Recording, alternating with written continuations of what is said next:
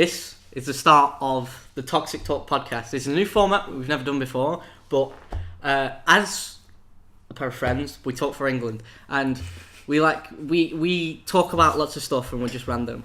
But yeah, we hope you like this. I better not do that again because that fucked up the audio. That could fuck up the mic. Yeah, but we're gonna do this quite a bit because I think we could do a lot with it. Yeah. So this one. We talk about bollocks all the time. Yeah, we talk about utter shit. We might as well record it for the future. Yeah, but what we're going to talk about on this one is how me and Zach met, because there's lots of things that went into me and Zach meeting, and there was lots of ways that we couldn't be friends. But now we're best friends. We've been friends since 2009. Fucking hell.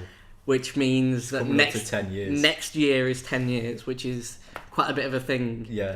Yeah. And then a lot of shit happened. A lot of shit has happened over the way. And lots of things could have got in the way of us actually being friends. Because there was points in which the friend group which we were in, which we'll get onto later on. It was actually quite a large friend group as well, because it branched off so much. It started as a larger friend group, but then slowly, the one person that was in the middle, you know who we're talking about, he started getting annoyed with people, and people would sort of branch off from him, and it wouldn't necessarily be they never speak to anyone anymore. It's like, but it could go like 2 to 3 weeks where these people didn't talk to each other, but talk to everyone else, and then it's just mates again. Yeah, but there was no really real balance, because it was like we were a friend group, but then every so often there'll be like an argument, or someone would say something, or someone would look at someone wrong, or someone would shit stir. Yeah, someone would shit stir, because there was two of them. One key person. Yeah, and then the other one just like was a leech. Yeah, it was like, someone did something, and then the other person would be like, did he? And then and it spread everywhere. It spread everywhere. But like, let's go back a bit. Yeah. I mean, there was a big 10-year period where we didn't even know the other person existed. I think it was more than 10. 11. Because 2009. Yeah, 11 years. 11, because we were both born in 98. Yeah. So people understand that we were both born in 98, which is, I'm almost 20. Yeah. I turned 20 in like 3 months. 4 months, yeah. Yeah, mine's like 8 months. Well, no, 7, since we're already in the first. Yeah, so we met in the last year of primary school, which it was the last few months of primary. Yeah, you transferred at a weird time. Hey, it wasn't my idea to transfer. Was it your parents' divorce? My mum and dad divorced, and I came up here from Yorkshire. Yeah. Like your mum, like here's another thing that like there's lots of things that could, like, simple things that could have changed that meant that we weren't friends. His mum could have picked anywhere. His mum could have picked anywhere, like, at all, but she picked Blackpool. I know you. Well, she picked Fleetwood. Yeah, I know your granddad. Yeah, your nan and granddad lived there, but she still could have moved anywhere she wanted. Yeah. We could have even stayed in our little village and just moved in with me Auntie Della. Yeah, but as Mum chose to think. There's also a couple of things before that could have meant that we never met. Yeah. I mean, when I actually first started at primary school, I didn't even sit with you in that class. You sat with someone else. However, I'm pretty sure I did show you around. Oh yeah, you did. On the first day. The teachers made our friendship. No, it was because I was in one of those IT clubs before school. Yeah. And you had been told to turn up before school. Yeah, to try and get to know people. Get to know people, and so you can walk around the school again. So basically, learn the layout. Yeah, basically he turned up for early, and then I was already there, so the teacher was like, just sit with one of them. He came and sat with me, and that was basically the start. But before that, what I'm trying to get at is we both could have died. Like, oh shit, yeah. You more often than me, but me more seriously. Him more. Well, you technically you could have not died, but lost a limb. Yeah. And I don't think you would have moved if you had lost a limb. No, I think like that would have. You see, that's a bit of. I could have saved my parents' marriage at the cost of an arm or a leg. An arm or a leg, my parents wouldn't have got divorced. But actually, thinking about it, probably they would have, because didn't one of your parents be like, "Oh, he's faking it"? No, I don't think my parents thought I was faking it. I thought I was over-exaggerating. Like, I knew I was ill, but they didn't... Right, some context. It was, in fact, meningitis. Yeah. Just so you know. But for, like, a week or two, they thought I was just trying to wag school and stuff. But then they realised I wasn't annoying my sister as much, which was a key point. That could point key point. Fuck the sister. Yeah. Well, not fuck the sister. Yeah. Everyone's fucked their sister, but you haven't fucked the sister. Exactly. It's your sister. Incest is definitely not wincest. Yeah, just a bit of banter. But yeah. But anyway, it finally clicked that I was ill because I started developing a rash, and I was absolutely knackered throughout the day, and I used to hyper all the time. Yeah. And I crawled into bed with my dad after he'd done a long night shift, coach driving somewhere, and like I crawled into bed and I just passed out for about 16 hours. And my mum came home from work. She was trained to be a nurse at the time, luckily. You would have. I think you would have lost something if your mum wasn't a nurse. She needs to do the glass test, and it's if you've got a rash, ignore all the times that I slip up when speaking, and you run a glass over it, the rash should disappear. But with meningitis, it sticks, and you can see the rash even through the roll. Yeah. So my mum saw that. And here's a really interesting thing. I had no clue what was up with me, and I heard my mum and dad talking. We should go to the hospital. We need to go to the hospital. And I'm like, oh, let's go to. So I literally piped up and went, "Can I come?" You weren't even thinking, oh, there's nothing wrong with... I thought I was fine. And I'm not the problem. Someone's in hospital. Yeah. So I went, oh, can I come? And my mum and dad went, yeah, Zach, come on, let's take go. you to the hospital. We were just going to leave you here and go to the hospital on our own. So I went there, and luckily I got darted straight through A&E and everything. My mum called up ahead of time. We didn't wait for an ambulance or anything. We just got there. And as my mum later told me, the nurse went to her. Like, I got seen straight away, got the jabs, got put onto a ward. The kids' ward, obviously. I was only 6 or 7. Young, yeah. And got straight onto there. And my mum told me later, the nurse went to her. If you waited another day or two, he could have lost an arm or a leg. Yeah, mine's kind of less serious, but kind of could have been. Yeah, yours was more drastic, like more instant impact. Yeah, lots of variables to it. Yeah. Yours was, you got a disease. Yeah. Technically, there was 2 times, because when I was born, the hospital area around here isn't the best, and it wasn't the best. And I contracted MRSA when I was a baby, which is like, if you don't know, it's a sort of a superbug that doesn't die. It's got some like immunities to certain antibiotics, so it's hard to get rid of.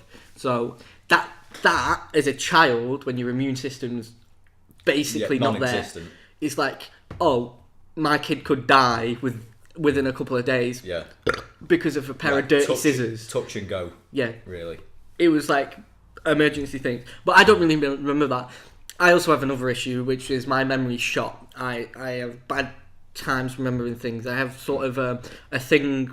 I don't think it's like a medical problem, but it's just shit memory. I remember, technically I remember everything, but I don't. I need. You remember the general aspects of what's gone on, but yeah, I know stories, but to really remember anything, I have to have a sensory prompt link. Yeah, it's like a smell, a sight, a touch, a taste, sort of thing. Like I can be walking past certain places and have a smell, and they're like, oh, I did this when I was like 4 years old, or I can like walk past a shop and see in there and see something and be like, oh yeah, I did this as a kid. But if I don't have that, I can't remember anything, which is really kind of sad in a thing, because technically in my mind, my childhood didn't exist when I'm thinking about it, other than when I smell, taste, touch something.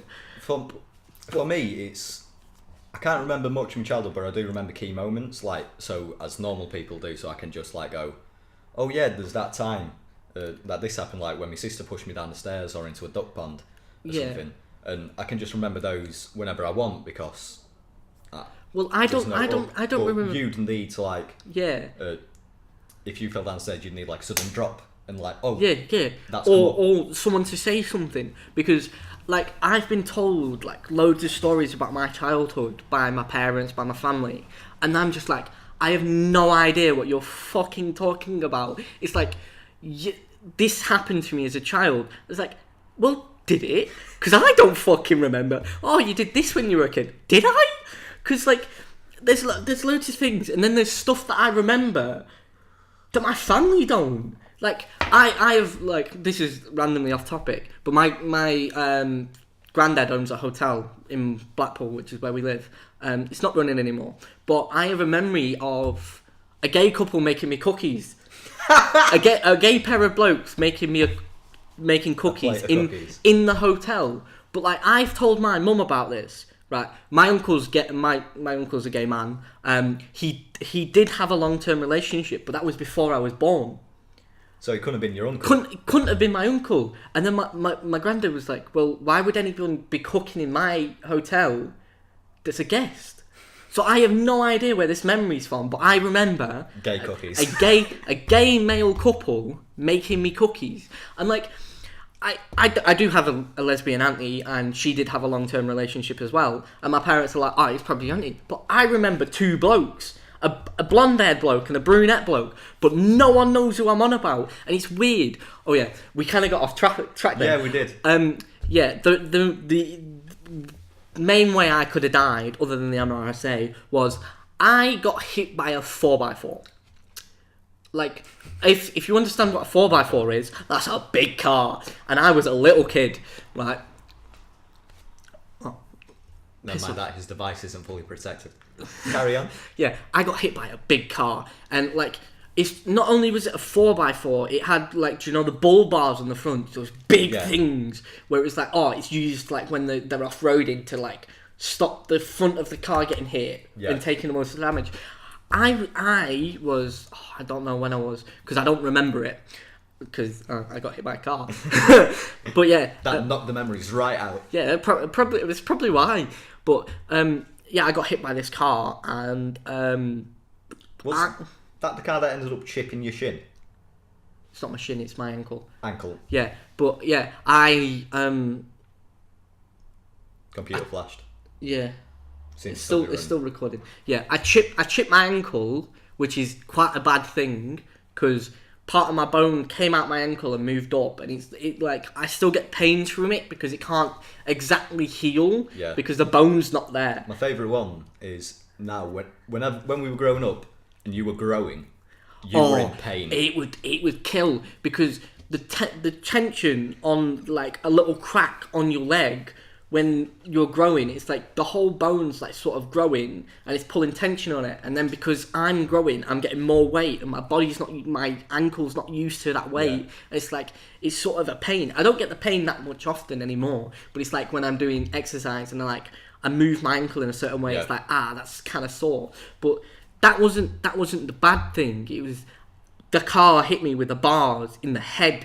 Yeah. So it's like I didn't really like injure yourself all too much. All too bad. Like comparatively, since it hit you in the head. Yeah, but it was quite a big car. It was going about 20-30 miles per hour around the corner, and it hit me.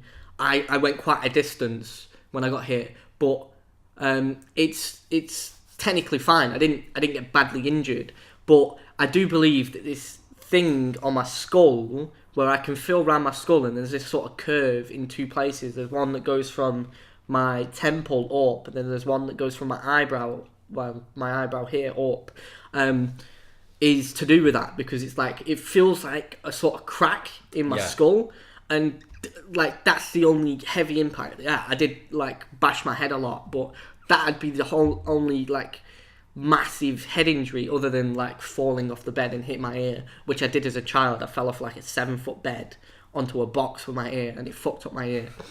But I was a bad kid. Yeah. Didn't really do much. But that could have been a whole lot worse. And you could tell that it wasn't as bad as it could have been by the fact that, we got the ambulance called because I was a kid that got hit by a car, right? And they put the neck brace, the head brace and everything. They were like treating my head wound. And they took me to the hospital, and they did like scans on my head to see if I had if anything's knocked like out of place. Like I had a hemorrhage or like a brain bleed, and they did that with my head. My ankle was still fucked. and give a fuck. Yeah. Because I got hit by a car. Priorities, isn't it? Yeah, I got hit by a car on a Friday night, and I'm a little kid, and it's a Friday night. It's one of the busiest times in a hospital, and because we live in a seaside town that's also like a stag do area, a Friday night hospital is packed. Yeah. Like there's no two ways about it. Packed to this day. Yeah, because his mum works there in the same hospital now, and it's never got free space. But It was just in the newspapers recently that how our A&E was actually one of the worst hospitals going for like accidents and emergency. Yeah. Because there's never any space. There's never any space. Like you can go there and have a massive problem, and you're waiting in a waiting room for 6 hours. Yeah. Like I've like damaged like ligaments in my foot and stuff, and I've had to go to the hospital because like it's excruciating pain, and I'm young. And it's like I'm sat in there for 3 hours before I even get put to a person to talk to me. And then when the person talks to me, it's like, oh, we're going to have to do an x-ray. And then you sit in a different room for like 3 more hours. It's like, if you're in that much pain, they don't even do anything about it. It's like, I understand that they have a hard job and they have to prioritise things. Yeah. But the way that it's organised around here, there's one hospital that deals with everything. Yeah. For this area, and this area is huge. I know this is completely off topic of children, but we've hit the NHS, and I remember reading something quite recently about the NHS, and it's to do with funding. And did you know, like, I can't give you an exact figure, just like a rough estimate. So let's say 100 billion, million, let's say, like, more reasonable number. The NHS, since we pay taxes, we'll get free healthcare. Yeah. But they spread that money around so shit. Because, let's say, stroke unit, since that's where my mum works, they get a set funding, therefore they're understaffed most of the time. But, so if you go in with a stroke, there might not be a bed for you, so they'll have to rush and do like makeshift beds on the corridors and stuff in order to look after you. But with the NHS, you can have a sex change transfer, and they'll put £100 billion towards that for you to chop off your cock. I mean, all towards people who want to change gender, who identify differently. That's your choice. But I believe if you're modifying your own body, you should pay for that. That's sort of the thing. Like, it's not a very. I understand sort of surgeries. Like, oh yeah, you don't like the way you look because your underbite is so severe. Like Jackmate, he had a double jaw surgery. He's another YouTuber. He has a podcast, the Jackmate podcast. You can go look at it. It's a good podcast. He had a double jaw surgery to pull his jaw back to make his mouth like normal, and the NHS paid for all that. I support all that, but the fact that people can abuse that, and people do abuse it. There's been so many people that have been like, oh, I want a sex change. Well, in the UK, I want a sex change. Like, there's been people in the news, and they've gone, well, I've had the sex change now. I don't feel. Yeah, and I want to change back. There should be a course of action where they have to live as the other gender for a certain period of time. But we're going to get off this topic. No, but just before we finish it, going back to it, fully support people who identify differently and all that. We've got nothing against what you identify as. It's a lot of basically the issue that we're on about. We feel like the money could go towards a better section of the NHS. The funding for the NHS is in the wrong positions. But back to what I was on about. Childhoods. No. Illness. Death. Yeah. Go. What I was on about was, they did all my head scans, and then they sent me home. And I had to come back 2 days later to get anything done with my ankle. And my ankle was broke. And, like, it wasn't, like, a simple break. It was quite bad. Like, I had a piece of bone moved out of my ankle. And it was like, I couldn't walk on it. And it was that bad that when I had a fucking cast on, I still couldn't walk on it. Yeah. And I had my mum. I was quite a big lad. I was like, I can't remember how old I was because I think I was in year 3 or 4 when this happened. Yeah.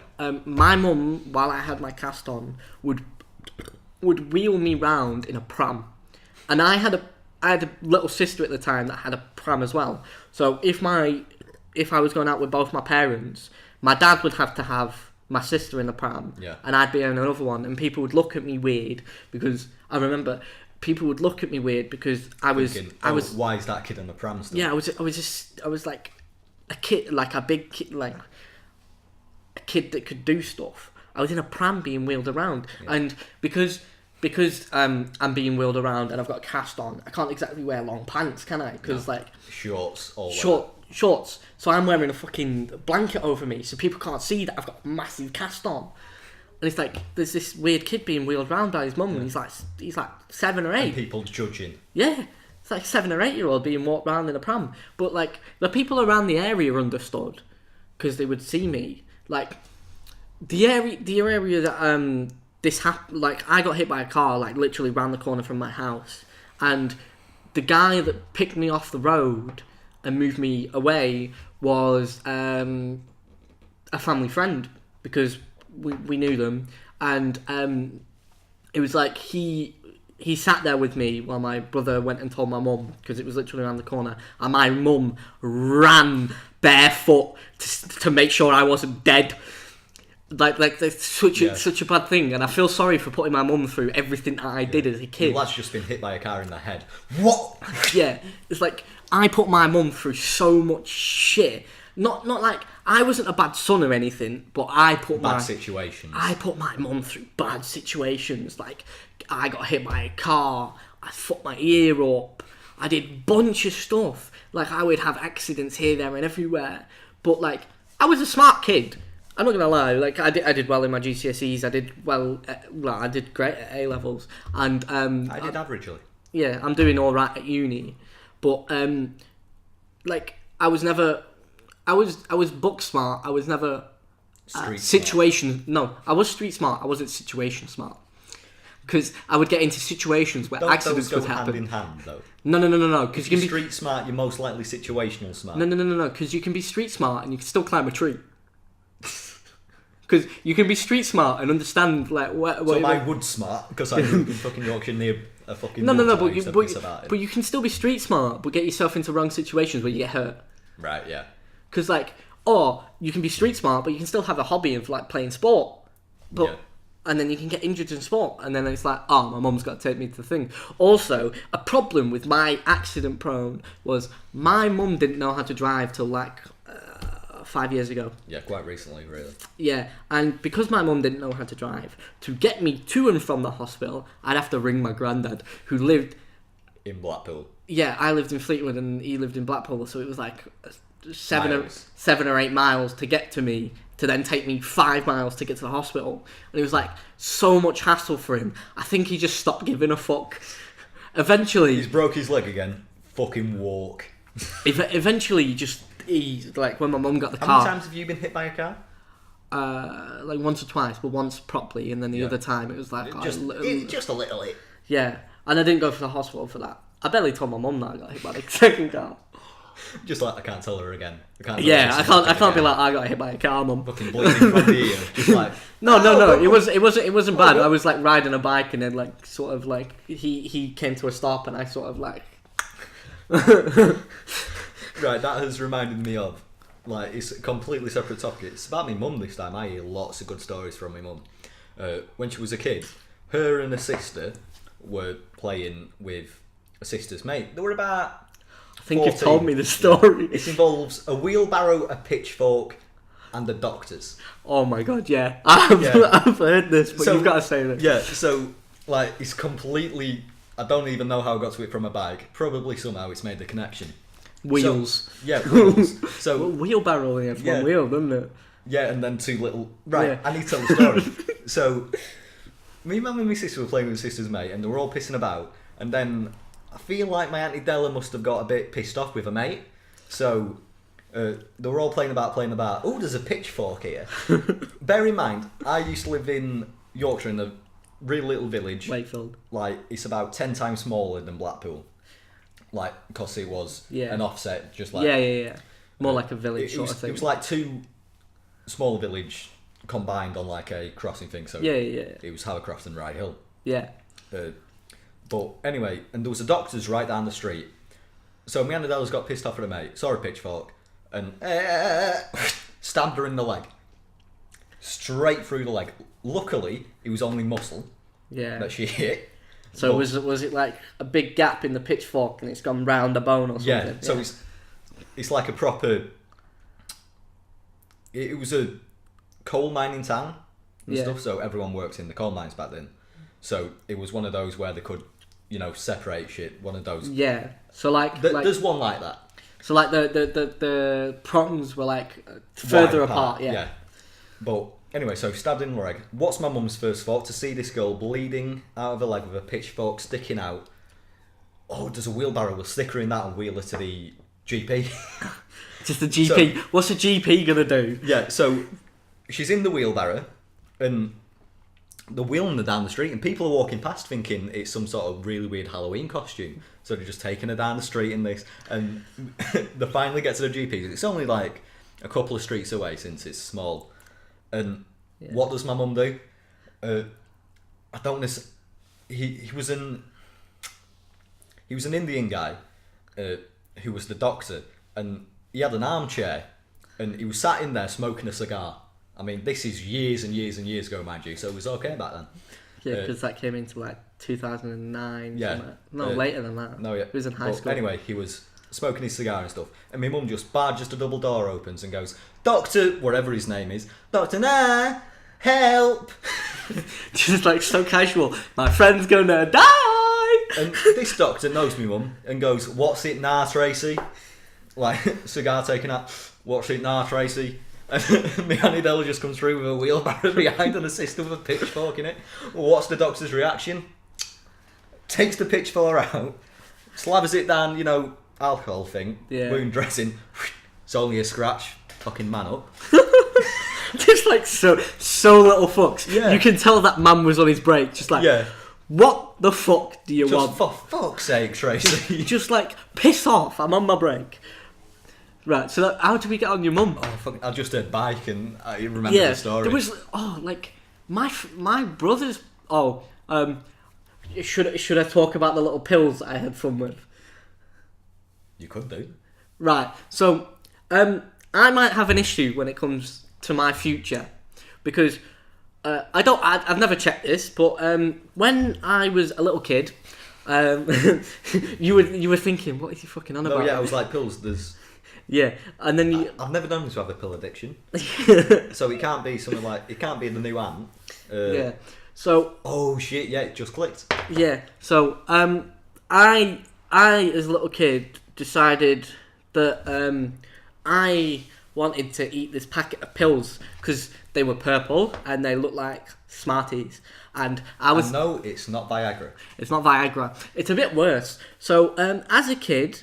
Like, I don't think I've mentioned this on the channel before, but I ate 27 birth control pills as a child, which... You just really didn't want to get pregnant?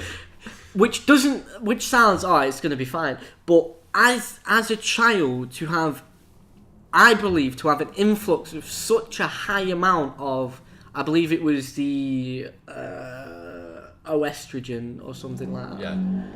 Or so like contradictory what you should be generating in your body. Yeah, basically it's because there's two types of contraceptive pills. There's the one that has both of them in, and then the one that has this one in. Yeah. And you had that one. Yeah, I had that one because I don't know, it was my mum's. And basically what it was that hormone I don't think is found in men. No. And I had 27 of them, and then what are they, 50 micrograms of like that. So I had quite a lot. Yeah. And I don't know whether that could affect my sperm count or not. Which, if it does, I can't have kids, just in general. And I've just telling him to get checked because the sooner the better, really. Yeah, the sooner the better. But I'm not trying for kids anymore. Not anymore. He used to be back when he was 12. Back when I was 12, I was all for having a kid. Yeah, I want to raise a kid when I'm 12. But when I've never really tried for a kid, and I don't think I'm going to try for a kid. Well, no plans anyway. Yeah, no plans for any time soon. I mean, 70 years in the future, you might want one. Fuck having a kid when 70, because when that kid's 10, when that kid grows up, it's gonna stop from you changing its nappies to it changing yours within the space of a couple of hours. Well, you want a boy? Oh, I do want a boy. I want a little boy. You want a boy? I want one of each. I've discussed kids with Courtney before. For Because some reason I've got an image of you standing in a fucking adoption centre since you can't have kids. I'll have them. I'll have them too. No, I ain't having them at the same time. Fuck that. Whoa, no, not a chance. No, but like I've discussed it with Courtney because like Courtney wants to be a teacher, and So she she'll be dealing with little shit. yeah, she'll be dealing with little shit. So I thought I'd better mention, my balls might not work. So I bet that was an interesting conversation to come up. nah, it's like if you explain it right, it's like not the awkwardest conversation. But yeah, it was like I've had a conversation. She still wants kids, but she don't want them now. I don't want them now. I don't want them till I'm at least like midway through my 20s. At the moment, the flans are sinking. Yeah, at this point, raising a kid is so fucking hard. You need income for a kid. Yeah, not only would it be like, oh, it's difficult, but Courtney's training to become a teacher, and if she gets pregnant, the chances of her getting like the career she wants is so fucking less. Because not only does she's pregnant, she's got to take out time at uni, which is her training, and then she's got to go back to uni, which she's got to spend her own money for. Yeah, and then debts will build up more. More debts, more this. And you don't want that if you've got a kid. If we have a kid, she'd still want to do her studies, and I'd let her. Yeah, she can do her studies. So I'd be at home raising a kid. Yeah. Fuck that! Not a chance. Like I get be like that guy on Facebook who goes, "Come on, let's have a date night and get an inflatable pub." Yeah, oh, we love him. He's brilliant. I love Lad nice. Baby. He's having a new baby. Is he? Yeah. Oh, fucking nice. They went to Disneyland and they announced it.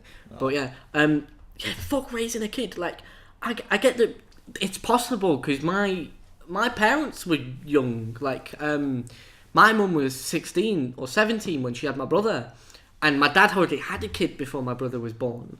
Like, I have 2 older brothers and 2 younger sisters, so I'm the middle child. But yeah, my parents, my dad raised kids for like the majority of his adulthood, like from about 20 till I think he stopped working about when Lucy was born, around then. So Lucy's 16 now. So my dad didn't work for about 16 years or something because my mum would work and my dad would take care of us because it was the rate in which my parents had kids. There was my brother Jamie was 95. My brother was Jamie was 93. My brother was 95. I was 98. Lucy was 01. And Sophia was Lucy was 02 and Sophia was 2010. So it was like the rate in which like the years between the children doubled, but there's still not.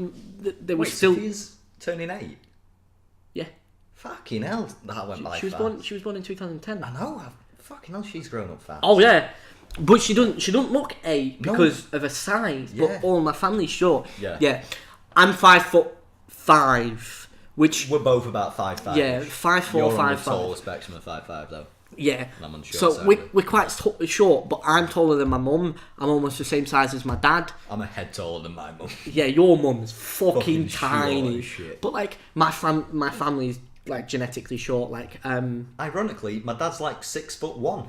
Yeah, but your mum could be fucking the milkman. She was. It's a joke. My dad was a milkman. His dad Just so you know, milkman. my dad was a milkman. So was my granddad was a milkman at one point. I'm pretty sure. So your nan fucked the milkman too. That milkman got about. No, but like I'm saying my family's genetically short. One of my nans was 4 foot. 4 foot titchy. No, 4 foot 3.5. That's really fucking small. No. She was proper short. What was it? Because one of them was like 4 foot something and a half, and then the other one was 4 foot something, and it was like the same something. The something was the same, but I can't remember. But it was like they both were tiny. But I never really met them. They were in the 4 foot region. Yeah, tiny. 4 foot 8.5, and then the other one was 4 foot 8. There we go. I knew it. I knew it. I was like, I was thinking 4 foot 8. Well, that's kind of tall, but no, it's 5 foot 8. That's tall. Well, taller than us. Yeah. But yeah, they were short as fuck, and like genetically, I'm gonna be short as fuck for the rest of my life. Yeah, same. And so will my family line will be. Ever have. Well, actually, Unless I get with a Swiss lass. Yeah, those 7'2" people. If I have kids with Courtney, our kids will probably be tall because like. Two shorts make a tall. No, I'm pretty sure Courtney's. Just like two wrongs do make a white. That's racist. No, but yeah, if I have kids with Courtney, they're gonna be ginger. No doubt. Like that's the predominant. Is that the word? No, it's the lower gene. Oh right. Well, yeah, that's the gene that will shine through. Yeah, because I have a ginger beard. My brother has a ginger beard. My mum was ginger when she was a kid, and Courtney's ginger now. So ginger is turning up. Ginger, yeah. Ginger. Also, there's a gay gene in my family. A gay gene? Yeah. There's no such thing as gay. Well, my family say there's a gay gene. Statistically, one of each generation is gay. Well, when you look at those statistics, there's still no gay gene. There's still no gay gene, but my family's like, oh, the gay gene, one of you is going to get it. Because, like, Right, can we get off this topic? Because that is such a sore subject of whether or not gay is a choice or not. No, gay's not a choice. It's a mindset. It's like exactly. It's what so it's can what we just you get are. off that topic before anything ever starts? I was about to describe. My parents thought I was going to be gay when I was a kid. Right. But no, my sister's bisexual. Oh yeah, she isn't she? Yeah. My uncle's gay. My auntie's gay. So he looks out there because if he didn't turn out bi, he had to be. Yeah, I had to be. He had no choice. Technically, Ryan still could be gay. Because he's got no chance with women. I don't think he's got a chance with men. Oh my.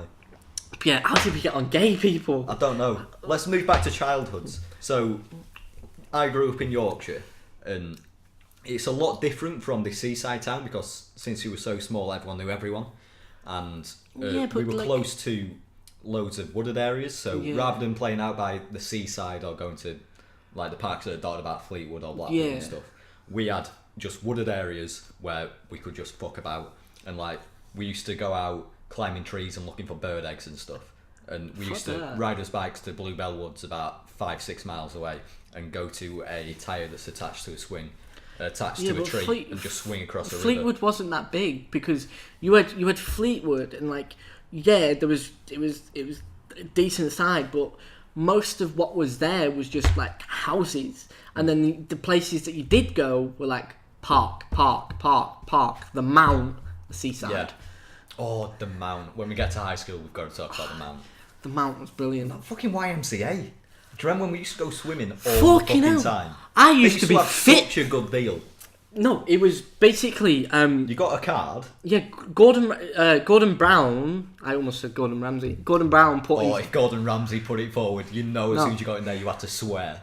No, Gordon Brown had this thing in place when we were a kid where you could get like go to certain places and get free like free activities, free swimming, that sort of stuff.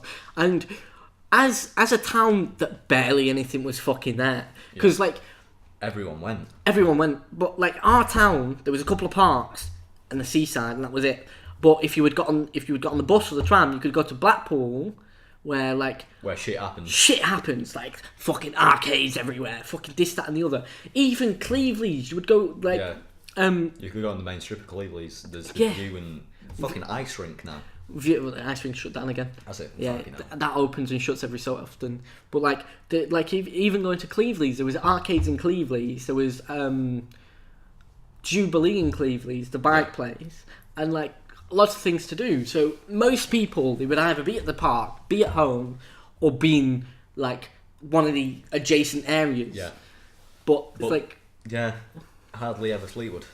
But there was things to do. Yeah, like you made things to do. You made things to do. Fucking Denny on the Mount was the pinnacle point of high school. Like when I was younger, before it was like acceptable to fuck off from my street. At the end of my street, there was like this sort of area where you could just play football. There was a couple of walls, and you just hit it against the wall, and then there was an alleyway, so you just use that as a net. So you just play one touch on the wall. Wally. Yeah, we called it one touch in your. Yeah, it was Wally, because like if you took more than one touch and not hit the wall, you get a letter. Yeah, I remember your shite rules, but Wally was better because if you didn't make it in one touch, the other guy won. Oh no, ours was like more And of then a you just start strategic again. thing because we had like a whole street that would play it, and it was like against the wall. Because if you you'd get the letters, and then once you get all the letters, that person's out. So you could strategically fuck people over. Yeah. So it's like you twat it against the wall, so it goes fucking that way, and then they've got to somehow like chip it back so to get it to the hits wall. the wall. Yeah, And then one also touch. after that, try and strategic point it so the other guy's fucked. Yeah. So it was quite fun. Like the childhood was like I remember some things, but childhood was good. Like Yeah. the schooling that we went to, fuck me, that wasn't the best. Bloody hell. But like My old primary school was Abercroft Junior and Infant School, it was called. And I used to be on the football team there. I was defender, mainly because when I played football at the sports centre, I was in there and someone started chatting to me. So me being about 8 years old, I turned to chat to them, and then the high schooler who we were playing with, who's about 14 years old, pelts the ball. All I hear is, "Zach, look out!" Turn, and it whacks me in the side of the face and knocks me to the ground. And ever since then, I've never been scared of jumping in front of the ball. Yeah. So I got the defender on there. Then I moved here to your underpants primary school. oh right. So let's just I'll explain the underpants thing. When we were at the primary school, if you looked at the school Through Google Maps. Through Google Maps, it looked like a pair of underpants. Doesn't now because they've added like extra bits onto it. Extra bits like we're As gonna. soon as we left, they fucking know. revamped that. It happened with everything. As soon as we left primary school, we got a new play area. We fucking built buildings onto the classroom. So there's a toilet and a cloakroom in every classroom. It's like, what the fuck was that? What the fuck What was did that? we have to deal with? We had to deal with this massive fucking room where everyone had to stick their coats for the whole fucking school to be like, I'm having that. Oh, that's a good coat. Mine. I'm having that. I'm going to root through them pockets and see what I can fucking have. Oh, sweet. 10p. I can get 10 penny sweets here. Oh, 10 Remember penny sweets? penny sweets. Don't the fucking... chilies. Oh, yeah. Oh, those chilies were god. Fucking Candy Shack. That's where we got it from. Candy Shack, yeah. Yeah. Because Diane's. Diane's, yeah. But Diane's was more near you, and that was like... That didn't last long, did it? Didn't. What, I got banned from Diane's for a bit. I didn't, because like Diane's was close to you, so I never never, went into Diane's other than with you. So it was like sort of a thing. I got the burps. Yeah, you do. Fucking Coffee. best thing to have while fucking making a podcast is the burps. Really. I've been trying to ignore them, pretending not happening. Yeah. Oh, so, God. do you want to get onto the later years of primary school, like how we properly became friends? Right. Like what was the deciding point for you? Oh, yeah, that one. So, I'll finish up how me mum and dad ended up getting a divorce. My mum used to leave and visit my Auntie Della's and stay for like a week or two and take me and my sister for a while. So the marriage was slowly ending. And then it eventually got to I woke up one night and me mum and sister just went, pack a bag with all your, like, some clothes and underwear and stuff, socks, the key parts. And we just got into a car and drove to Blackpool. Well, Fleetwood, and moved in with Nan and Grandad for a while. So that happened. I was out of education for about a month, maybe, trying to sort out getting all my old records over. And then I got to Flakefleet for the last month or so of primary. So I sat down and I get stuck with this fucker. Don't say it's bad. Yeah, nah, it's all good. It's all good. The end result is good. It's all good in the hood. All good. There was a bit of bump. There was some bumpy bits. Yeah, there was a bit of a fucking bump. We'll get to that. Yeah, so I got stuck with this guy, and he was showing me around and stuff. And it gets to the time where everyone goes to the cafeteria. And he just goes to me, watch this.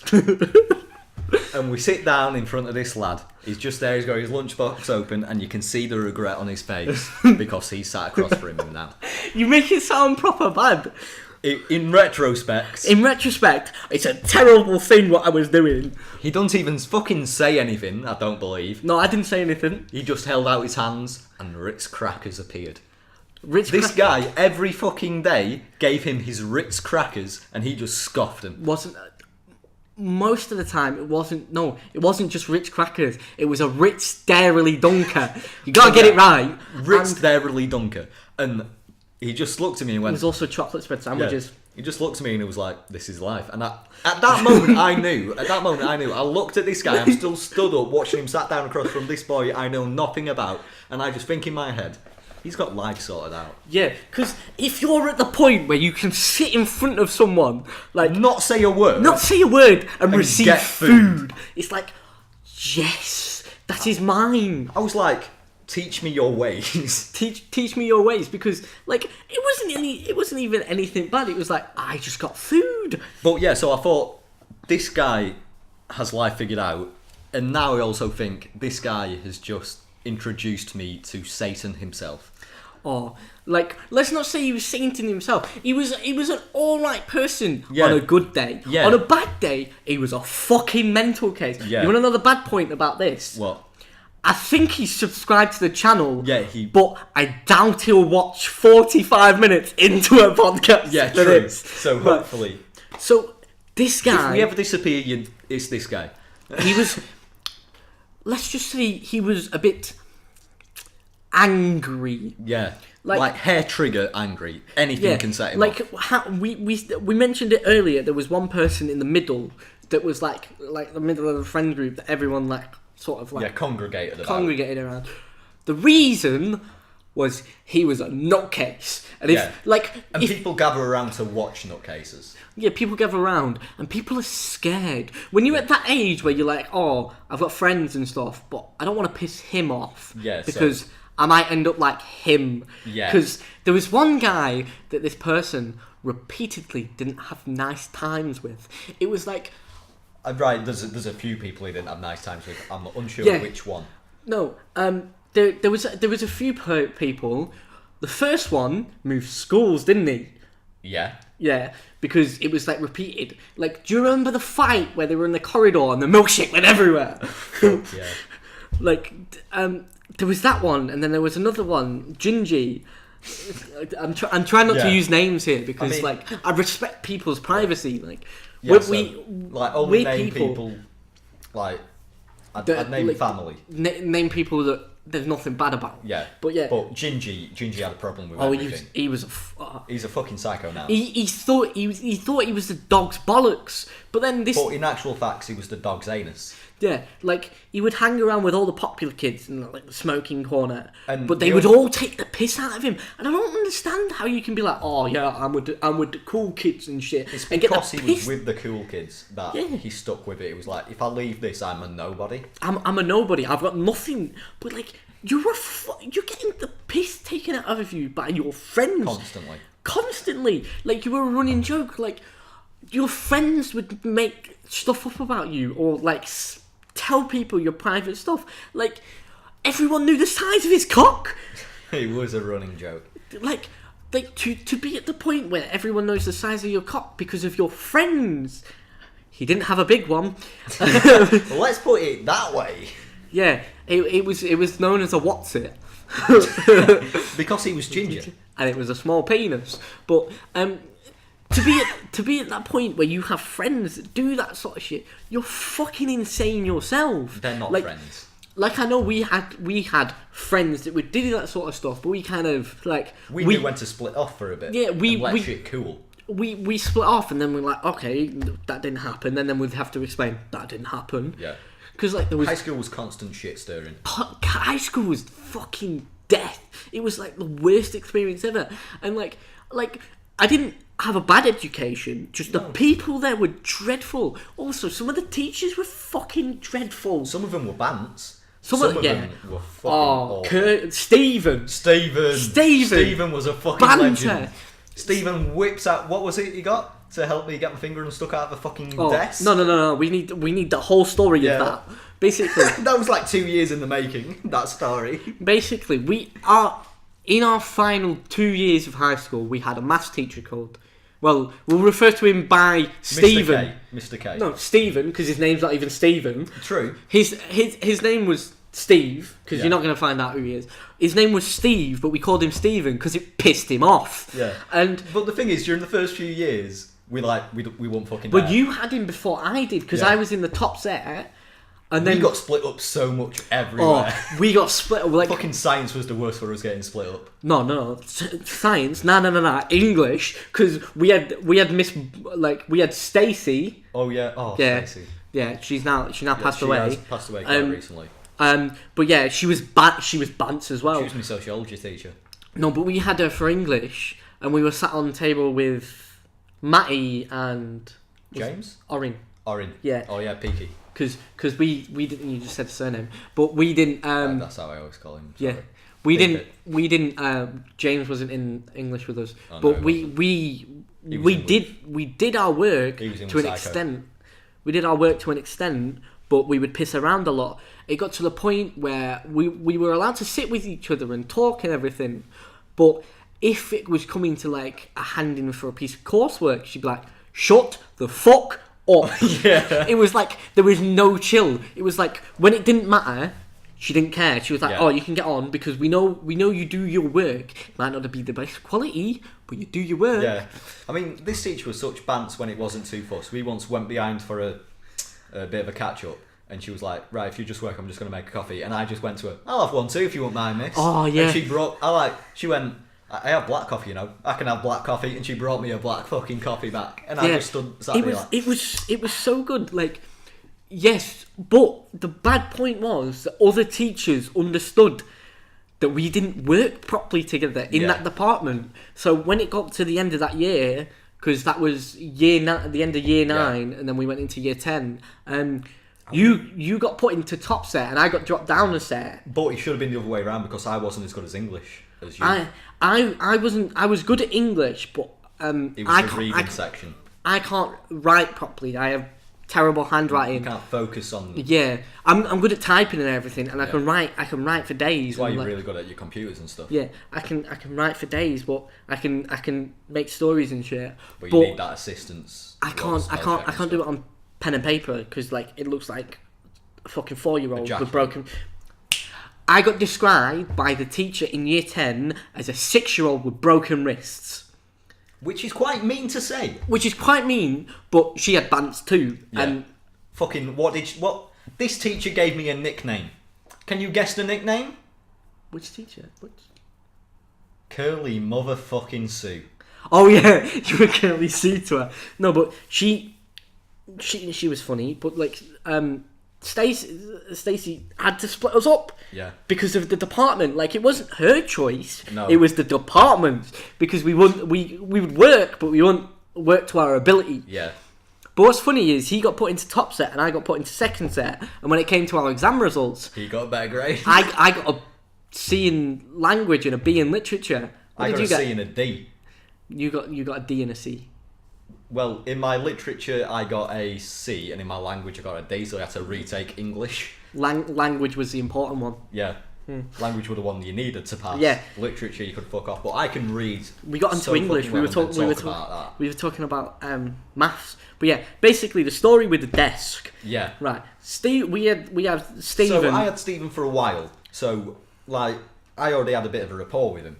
Yeah. And then but I was in top set. We both got into top set. Yeah, I was in top set the whole way through, but you were in second set for like a couple of years with Stephen. Yeah, and then Stephen got set 1, and I got bumped up to set 1 too. So we were together. So did Psycho and James. James. Yeah. Because there's nothing bad about James. Yeah. It was a little square desk that we had, and we all sat together. Yeah. And I was next to him, and then we had this desk for about 3 years. Yeah. And so during the first year, I had a pen, or was it a ruler? And there was already a little divot. Yeah, little divot in the table. So all the time when I was thinking and stuff, I always sat at this seat, and I'd always just scratch away at it. And then I eventually broke through in like year 10. Yeah. Or something. And then we started with the scissors in it. Yeah. And we started fucking carving away. Everyone got in on it. And then all of a sudden, was it Psycho who said, "Could you fit your finger in that?" Yeah. So I did. I was like, "Oh, we all managed to put our pinkies in it, and then you went, "I'm gonna put my fucking middle finger in." She put his middle finger in. His knuckle got stuck. But what the bad thing about this was right at the start of the lesson. But we need a little bit of thing. This was our last year, right? And our table was quite smart, and the table next to us, we were smart, but we fucked around. Yeah, a lot. Like, he knew we would do the work, and he knew we understood it. Yeah. Because we'd had the work done by the end of the lesson. So he kind of doing on to the extra questions. Yeah, he kind of left us there to like have jokes, and he was with the other and then side. We bants with him, like, all right, Stephen, how's it going today, love? Yeah, he sort of focused on the other side of the class, which were the brainiacs. Yeah, the tryhards, like, they really wanted the good grades, and some of them didn't even get them. But he was focused on them. So, but anyway, I got my finger stuck at the start of class, and I was like, we were all laughing and joking. We can't let him know. We can't let him fucking know. So, like, we've got water bottles and stuff, so we're pouring water in and trying to get my finger out. Yeah. It's not fucking working. But we hide a book over my hand. Yeah, because he came over and was like, "What are you all laughing about?" And he's like, "Oh, it's nothing. It's nothing." We put the book over his hand. It's like, okay. He walked away. We're all laughing, like our table, everyone the table next to us is fucking laughing and watching this take place. The other side of the classroom are now getting curious, and they're trying to peek over and see what's happening, and it's slowly spreading all around. I've got my finger stuck. My sister was in this class, and she was on the other fucking side of the room, and she found out about it before the teacher. Like, I was crying in the middle of the class from laughter because your finger was stuck in a table. Didn't find it fucking funny. I was starting to fucking panic because circulation was starting to get cut off. Like the top of your finger was purple, and I looked under the table, and the bottom of your finger was just like pale because there was nothing there. And we eventually had to be like, Stephen, and he's like, Stephen, I need an hand. He's like, a finger more specifically. He's like, what's up? I was like. So we just moved the fucking book, and he sees my fingers. And he's like, are you joking with me? And I'm like, no. He grabs my wrist, and he's giving it a tug, and it's not fucking moving. It's not moving, and he's like, your finger's actually stuck into it. So everyone's come to this side of the classroom to look at me. I'm bright fucking red, probably. So he gets a water bottle off us that's just got water in. And like, we couldn't do it, like, obviously, because we were still trying to hide it. So we could only, like, wet a little bit of it, and it wasn't helping much. But so Stephen what's worse is he tipped it, and he used the whole of the water bottle and had to send someone out of the class to go to a water fountain to fill the bottle up to get more water to get his finger out. And the person in the next table was like, "It's not going to work. Water's not a lubricant." And he's like, "Shut up, I know that, but it's going to have to." Or I know exactly what you're talking about too. He's like, water's not a lubricant, so you're not going to be able to get it out with the water. And he's like, I need to do something, because if another teacher walks in, I might lose my job. We could have got him fired so much. Yeah, because like he was banter, but he had that soft side a lot of the time. Like, some people could push him. Yeah, he could go dead serious in the snap. He once left because of psycho, didn't he? Yeah, because like I was in that class because I was in the higher set, but they bullied him to a point. Not me personally. No. That class bullied him to a point where he just walked out and left for the day. Yeah, and it's like, if you're that, if those lots are so bad, much of a fucker, I don't know how they could like survive. Yeah. Like, half of them have not even got jobs anymore. No. I love looking on Facebook. Finger out. Yeah, we got his finger out at the end of the session, and it didn't go right, and I had a ring around my finger for the rest of the day. Because I think we spent 45 minutes trying to get your finger out on our own, and then Stephen came over, and it took him like 5 or 10 minutes, and then about 10 minutes later, the bell went. We did fuck all because his finger was stuck in a desk. It's like. That is like... That is education. That is education in the UK. That is how you get street smart. Street smart. No, but what was I trying to say? I forgot. I love looking at Facebook at the people we went to high school with that are doing nothing with their life. Yeah. Like... no, some of them do have kids. Yeah, so lots of them have kids. It was a kind of a thing where there was lots of people in our year that were slags and would... To put it nicely. Someone that's our age is on a third kid. Yeah. We're 19. She was in our year. She got pregnant at like 15, 16. And she's pregnant with her third kid. Nah. Are you fucking mental? To be fair, she wasn't even that. She wasn't even attractive. Her fucking eyes. To us anyway. Her fucking eyes. Obviously, to whoever it was. Yeah. You can be attractive in every single way to every single to a different person. Like, people find different things attractive. I love ginger women. It fucking does. I showed him a photo of a fully ginger family and he orgasmed instantly. No, I didn't. No, but I feel lucky for that dad. That dad wasn't ginger, but you can tell he was like super happy with his family. No, he was super happy with it, but also super angry because he was near enough all daughters. Yeah, and he had 4 daughters and a ginger wife. All of the women had blue eyes. Yeah. It's like, huh? No, green eyes. Green. Because green's the better colour. Yeah, it's rarer for. No wait, blue. I can't remember. One of them is like statistically most ginger people are that eye colour. Yeah. But So, anyway. Yeah, it's like, oh my god, you got me off topic. What Yeah, were we I did. talking about? All right, let's have a chat about dance. Right, so that story. Right. So this is like the pivotal moment where our friendship could have ended. One of them. Yeah. Well, no, I'd say it was the pinnacle moment. No, because I think there's another one in college that could have. Right. Yeah, that probably could have been worse. So basically, we we were about 12, 13, I'd say. Later than that.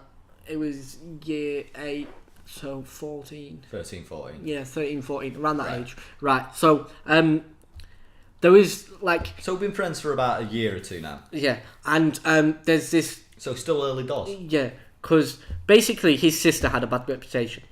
Yeah. So sort of a bad reputation. Not at first. Not at first, but she was popular, and then it's my sister, so we're not going to go into detail. But it's like she sort of dated a lot of people. Yeah, Let's not say she didn't fuck lots of people. She dated a lot of people. It was relationships. Yeah, but basically there was she was going out with someone at the time. Yeah, she was going out with someone at the time, and shit got stirred.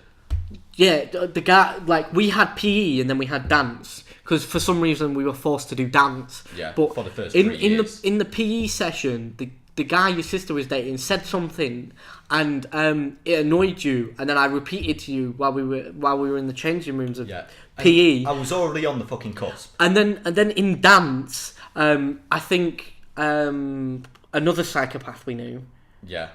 The Burns. Yeah. Yeah. He was like egging me on to say something to Zach, and I said something to him. Like I repeated it again, and in the dance session, I was led on the floor, and I'm pretty sure you came over and kicked me. I think I did, and then I went straight to the changing rooms. No, because it was halfway through the session, and it happened, and I was like, oh, I'll just leave it. I get it. I've taken the piss out of his sister a bit. I was like, okay, I'll accept that. I got a kick. Fuck it. Yeah. It's a kick. So. But when it got to the end of the session, because like we're in, I'm not proud. I'm really not proud of this story. Right, I'm not either. But it's mainly because I lost. It's a pivotal moment. But yeah, we got into the changing rooms and started getting changed. There was a bit of tension, and I started walking out. Someone hit me. Was it you or was it someone else? It was someone else. They saw I was stood near. Right, someone hit me to invoke a fight between me and Zach. Have you ever seen? It's like, do you know the people who used to do Vine? There's this guy called Anwar, the instigator, where he stood in a elevator and then he's flicking people and he's saying this. Yeah, he was the instigator in this. Situation. So basically, someone hit me. I think it could have been Burns. I think it was Burns. It's probably Burns. Yeah, probably. Yeah, probably. Yeah. And basically, so I've been hit because I've kicked him before. Yeah, I think I've been hit in the back of the head, and I've turned round, and all I see is Zach right in front of me, and I got angry. Me and my bald fucking head. I got angry, and I'm not proud of this. I threw Zach round like a little bitch. I say threw him round like a little bitch. I'm really small and light. Yeah, and I was getting to my chunky side, which I am now. But and that does evoke into power. Power, yeah. I've got fat power. So I kind of. It was kind of like the back of the neck. Yeah. You kind of grabbed. Yeah, like I sort of grabbed him. Do you know fuse boxes? It was like a wooden fuse boxy type thing. Oh yeah. In there. And he kind of smashed my head against it a couple of times. Yeah, I sort of grabbed him and I sort of pushed him against the wall and started doing that. Like, sort I of never pulling. really had chance to You react. had no chance. Like, I was at the point where you've hit me, right? I understand. Like, in the dance session, Yeah. I took the piss out your sister, and you. But and I pushed pussy shot at you. you were pushed. leaving. You hit me in the dance session, and I was okay with that, right? You hit me, okay. I took the piss out your sister, but I had moved past it. And I was like, I didn't say anything after. I mean, I'm leaving past it. I was still pissed off. Yeah, I understand. Not enough. But I to didn't. hit I didn't someone. repeat. I didn't repeat it, and I wasn't going to do it again. And I had no problem with you hit me. I got the punishment that I deserved. As I'm walking out of the changing room, someone hit me in the back of the head. I'm obviously going to be like, nah, that's a fucking piss take because you've already hit me, and I've not done it since. So you've just gone out your way to take the piss. So I just grabbed him, turned him round, and fucking started shoving him into a fuse box, right? And he hit his head quite a few times. And that's where I made the bump joke, yeah? Yeah. So he got quite a bad bump on his head. Did you go home? I think I you did went end home. up going home. Yeah. I was in went fucking home. tears. I'm a pussy. I was in fucking tears. But we got like taken for meetings and everything because we had a fight. The funny thing is, a week later we were best mates again. Yeah, we were fine because it went. We went and talked to different teachers.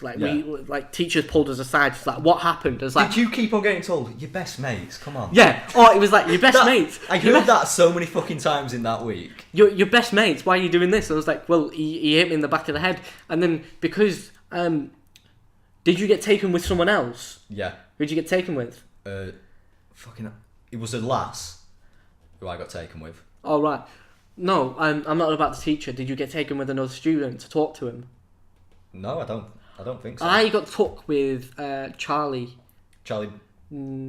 S. Right. Right. And basically, I was in there, and he was like, "Oh, Charlie, what did you see?" I was like, "Oh, someone punched him in the back of the head, and it wasn't Zach." I was like, "It wasn't Zach," and he was like, "No, it wasn't Zach."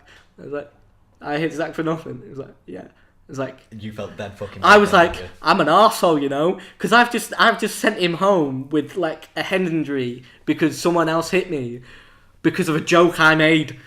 It's just like I know I made the joke, but like to get hit twice, it's like sort of aggravating. Yeah. It's like I just sort of blew up, and for him to be like, yeah, Zach didn't hit you, and I was like, are you taking the piss? He's like, no, someone else hit you. I was actually dead fucking hurt. I was like. Yeah, it's like someone else hit you, and I was like, I need to apologise because we got pulled into we had to write this massive A4 thing about what happened. Tell me your feelings. It's How like, do you feel? Tell me your feelings. Tell me what happened. It was like it's like a police fucking statement you have to write. And it's like we were 13, 14 years old. Because when we got took into the rooms and we had to talk to the tutor, like the person about it, the teacher, and then later into the week we had to do the writing thing because it was like. I fucking forgot half of what happened by that week. No, but like when it got to the writing thing, I was like, well, someone else hit me and insinuated that it was Zach because of something that happened earlier. So I lashed out at Zach. It's like, because I think it was like Miss Bolton Heaton that we had to deal with. Oh, because Bolton Heaton was tough. She was a bitch. Tough cookie.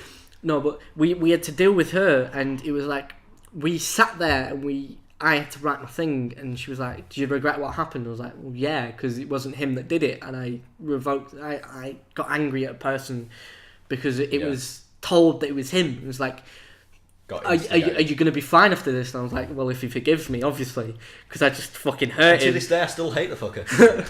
I love you, man, but. Like that's a massive thing because that was like. But we got over it so quickly. We got over it so quickly because we if found that happened between two fucking girls. Oh, they'd never see the light of day. Don't want to be sexist or anything to say that girls handle situations differently, but they fucking do at that age. Yeah, it's like resentment, but because we both found out that it wasn't what it was instigated by other people, we're like.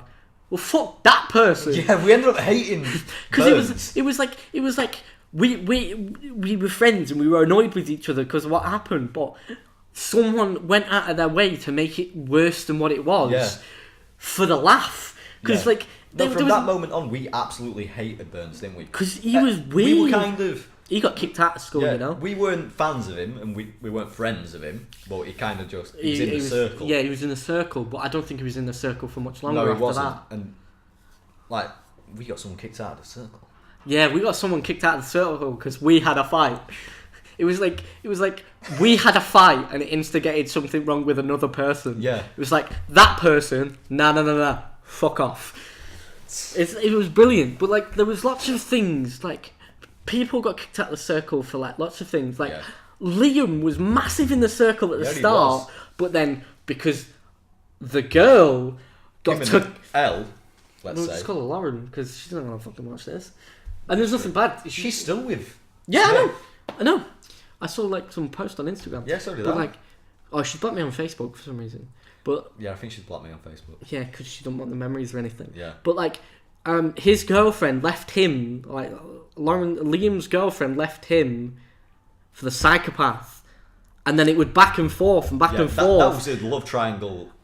It turned into a love square. No. It turned into a love triangle, and then that love triangle turned into another. Like that triangle turned into a relationship, and then that relationship turned into a triangle again. Yeah. The psycho got girls. And he was ugly. Man looked like a fucking thumb, and like his fucking teeth. His house smelled like cat piss. Cat piss and weed.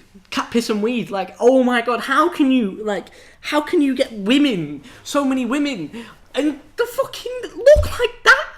I mean, his house was about 70% holes in the walls from where he just punched. Yeah, he was mental. Like, I was once there, right, and he had an argument with the guy that his mum's dating. The stepfather. Well, stepfather. I didn't want to call him stepfather. Actually.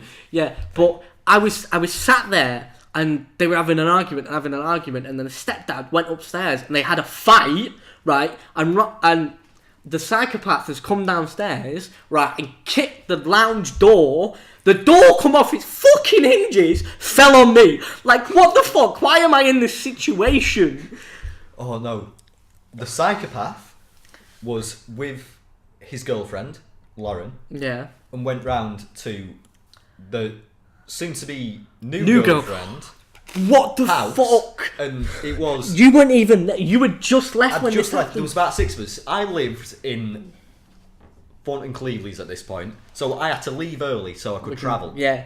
And stuff. So I'd only just left. There was about me, you, the psychopath, the girlfriend, the soon-to-be girlfriend, and the little girl.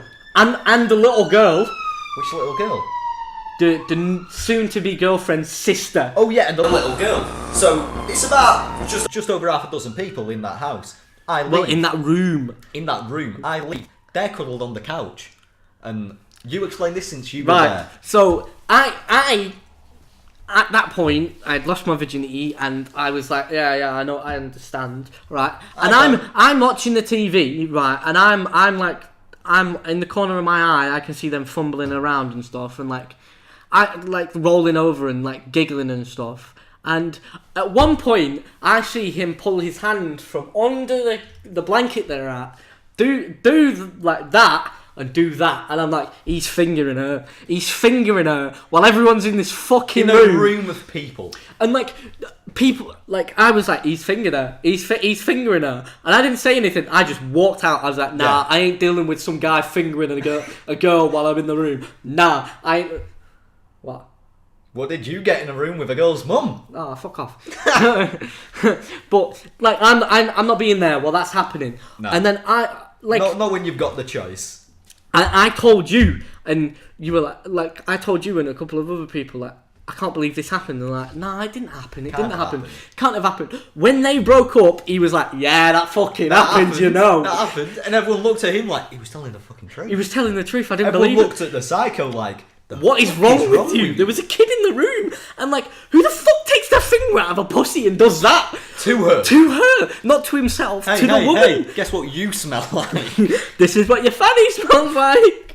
Like, are you mental? Oh, thank God monetisation changed. Yeah, because there's no chance of monetisation. No, but that's not the worst thing. I swear to God, I walked into his room while they were fucking. Probably did. No, because, like... the thing is, his room he shared with his brother. I know. Like, and he was in the top bunk.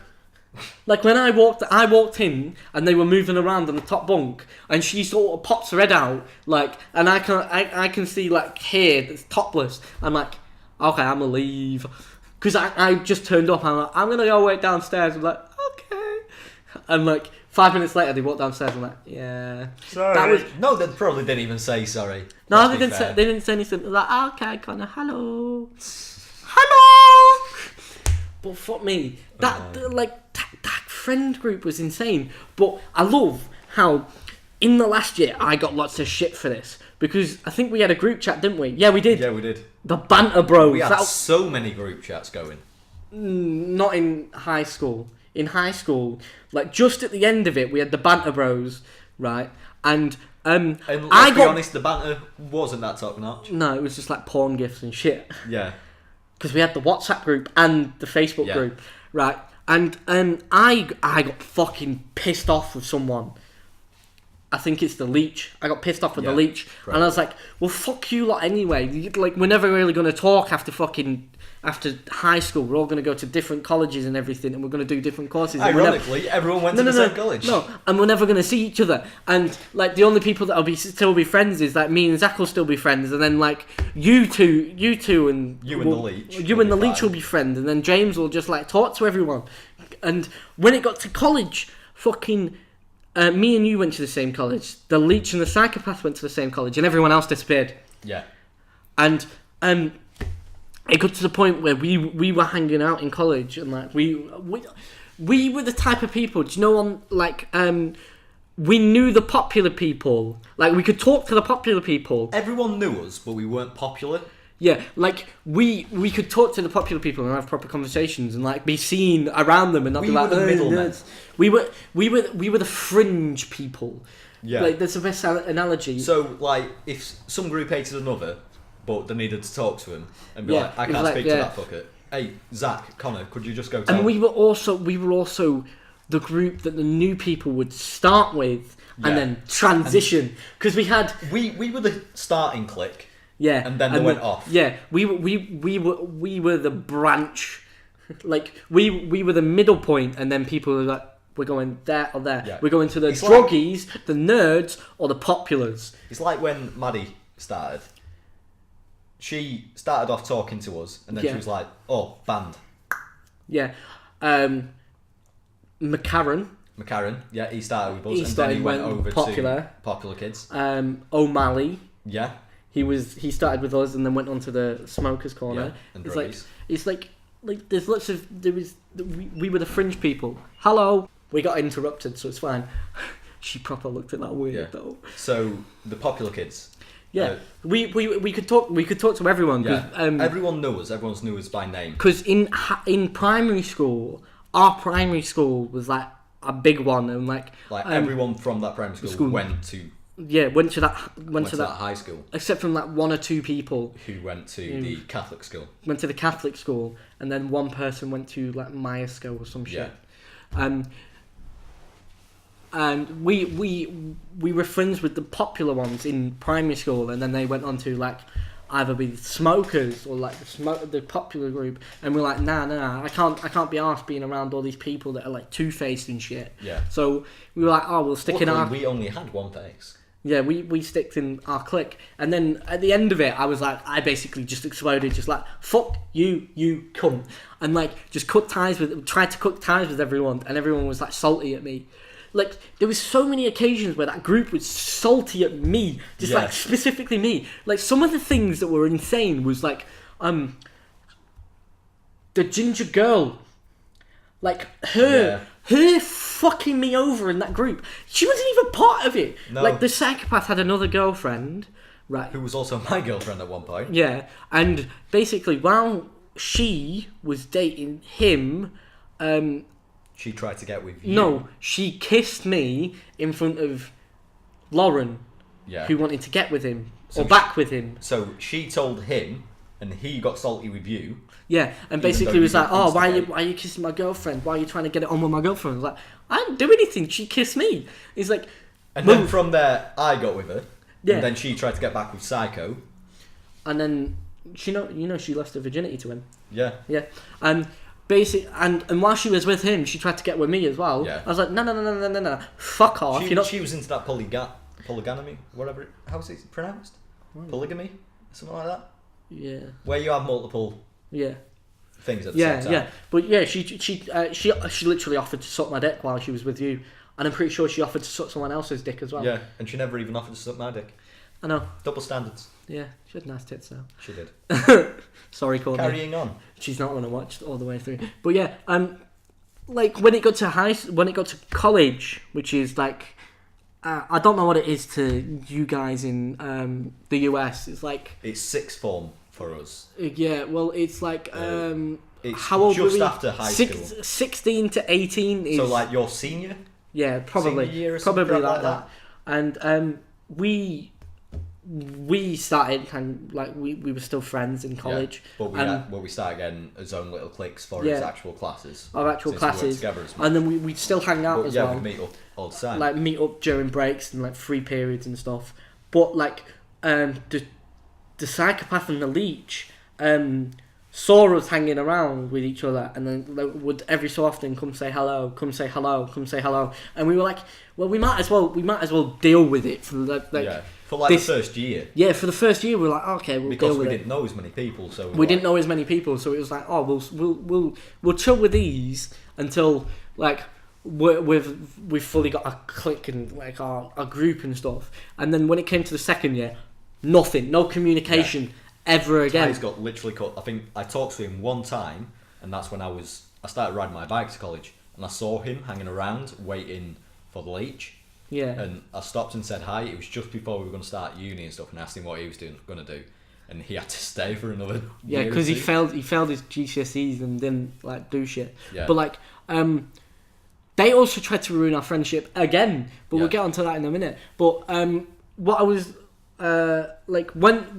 we cut ties with them, but when we were at university, right, they knew we had a channel because I did upload videos in college.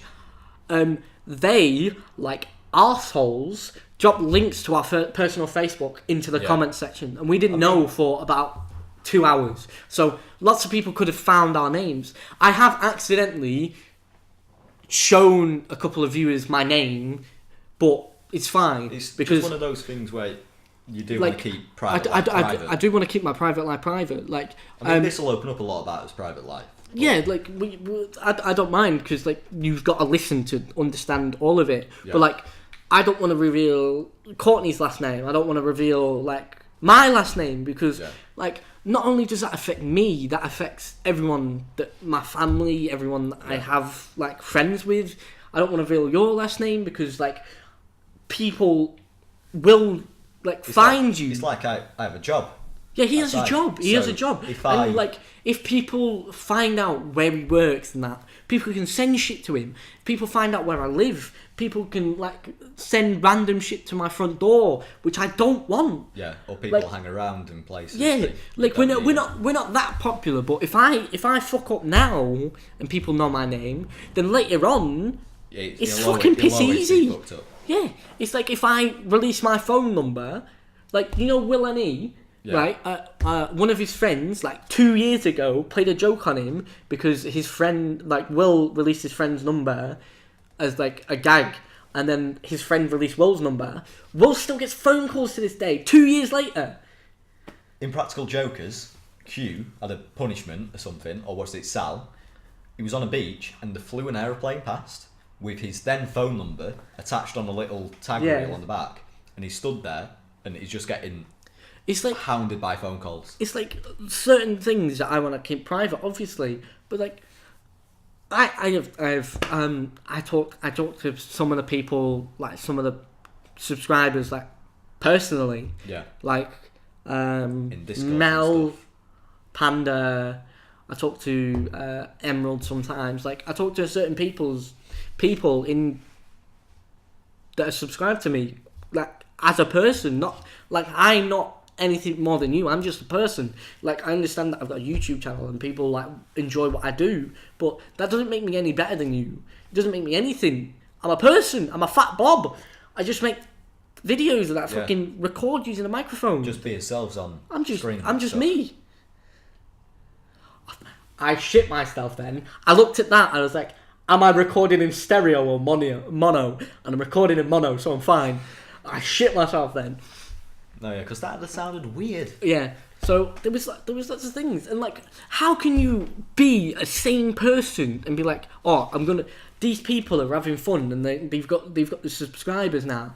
I'm gonna drop their Facebook link into a comment section. Just like, you're that petty, and I didn't take well to that, and I messaged them saying, don't be arseholes. I've blocked you.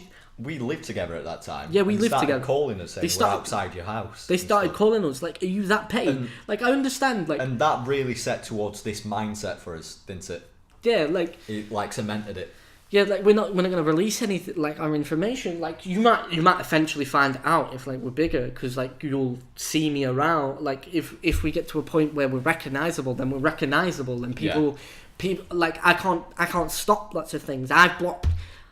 I had to block them in the comment section, like their channel, their multiple channels, and our real names are blocked, like as words from being commented, and our Facebook links are, because I'm not having that. I'm not having people be like, you know what? Just because you're this person and you do this, I'm gonna fucking ruin you. I'm gonna make your personal life worse by having access to like having thousands of people have access to it.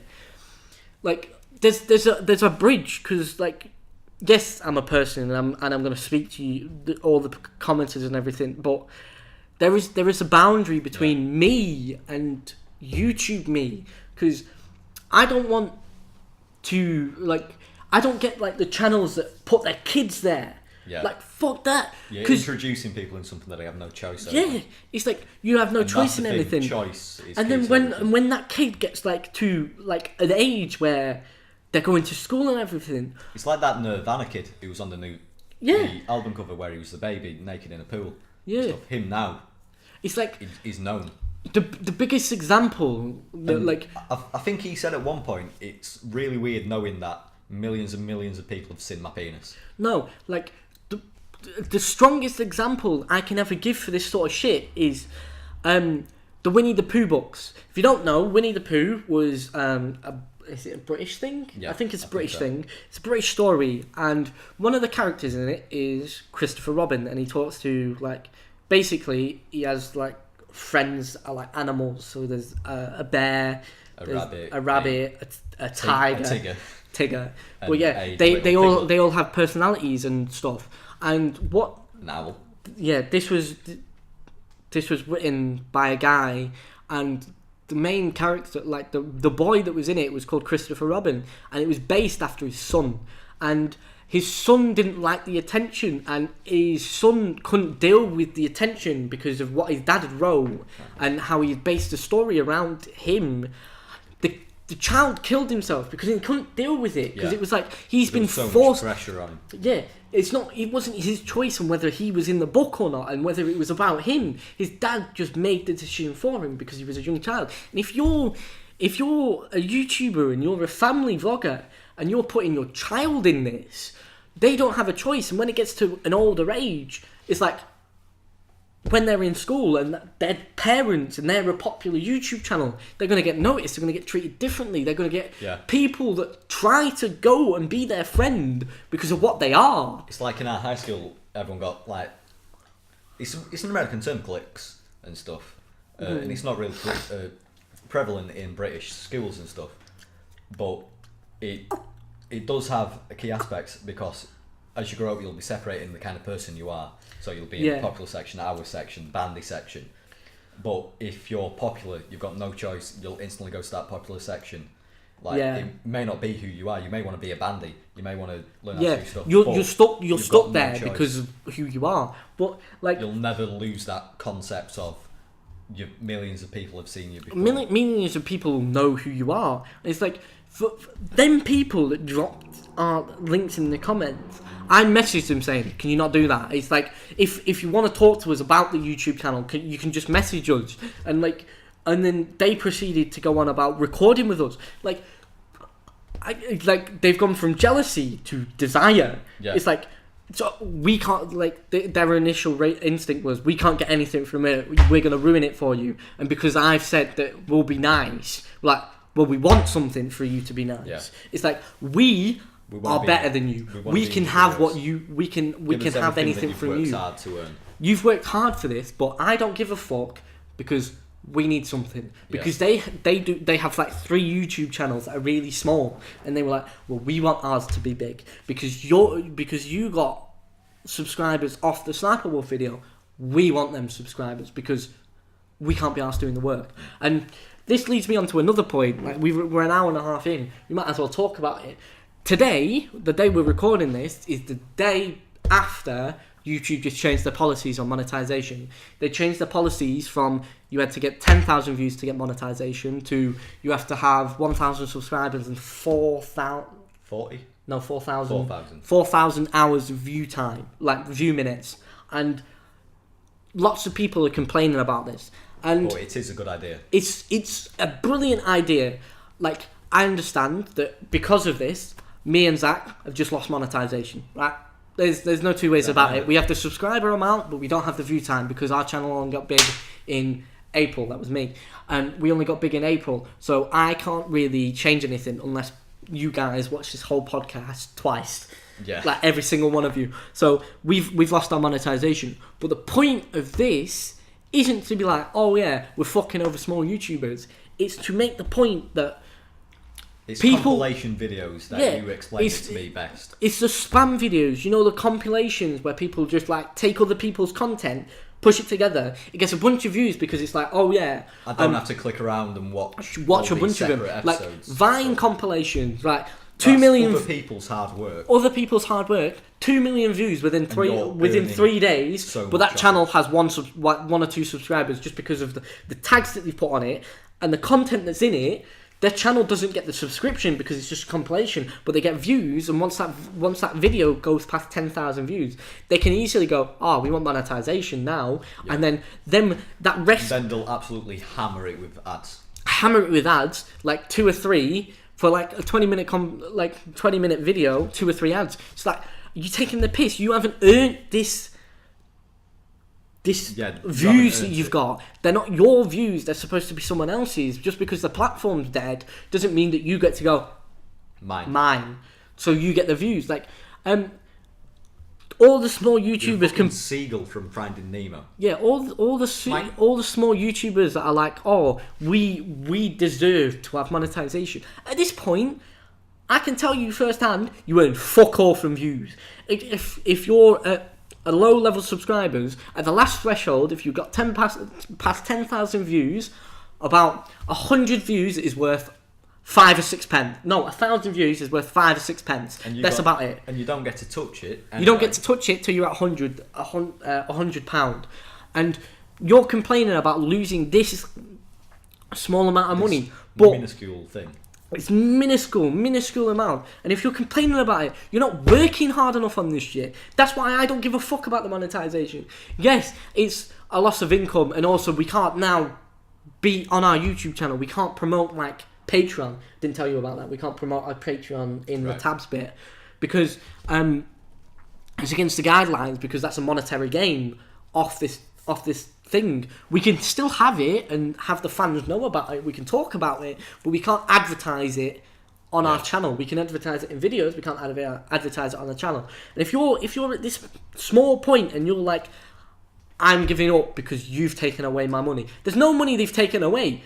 They've moved the money to a better place. Because once you're past this threshold, the money you're going to earn is better than it was last threshold. Yep.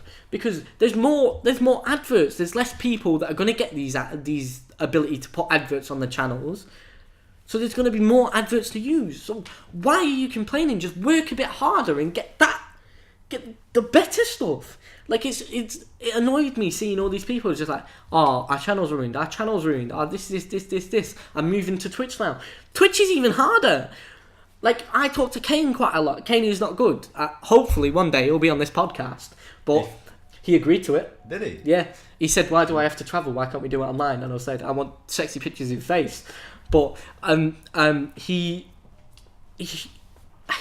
Twitch streams. He does it He's the kind of YouTuber we aspire to be like. Yeah, like he does YouTube videos every so often.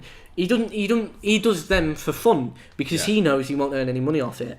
But he does his Twitch stream as a living, and that's a massive commitment. And if you're like, oh, YouTube's not work, I'm going over to Twitch. Fuck off, because like it's a full-time thing you need to do for your Twitch. The amount of effort that you need to put into Twitch, because streaming. There's a certain amount of things in order to get partnership you have to do. You have to stream for at least 7 different days during a month. You need to stream it twice. You need to stream a certain amount of hours. You need to stream a certain amount of views to do it. Yeah, it's like to earn money, you're relying on donations. To get a subscription button, you're relying on a certain amount of views and a certain amount of watch time in a certain space of time.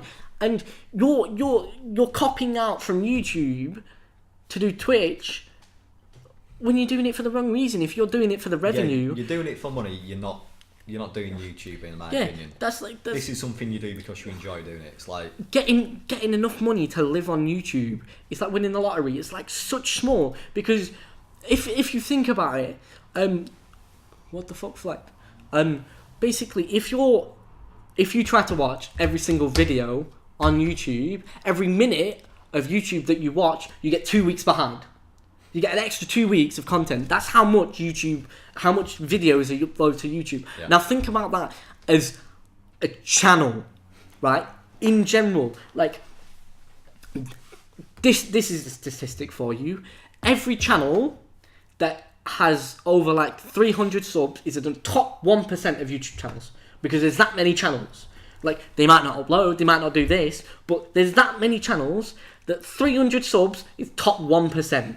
Like, think about that. And then people don't think about the numbers either, because you can get stuck in the numbers.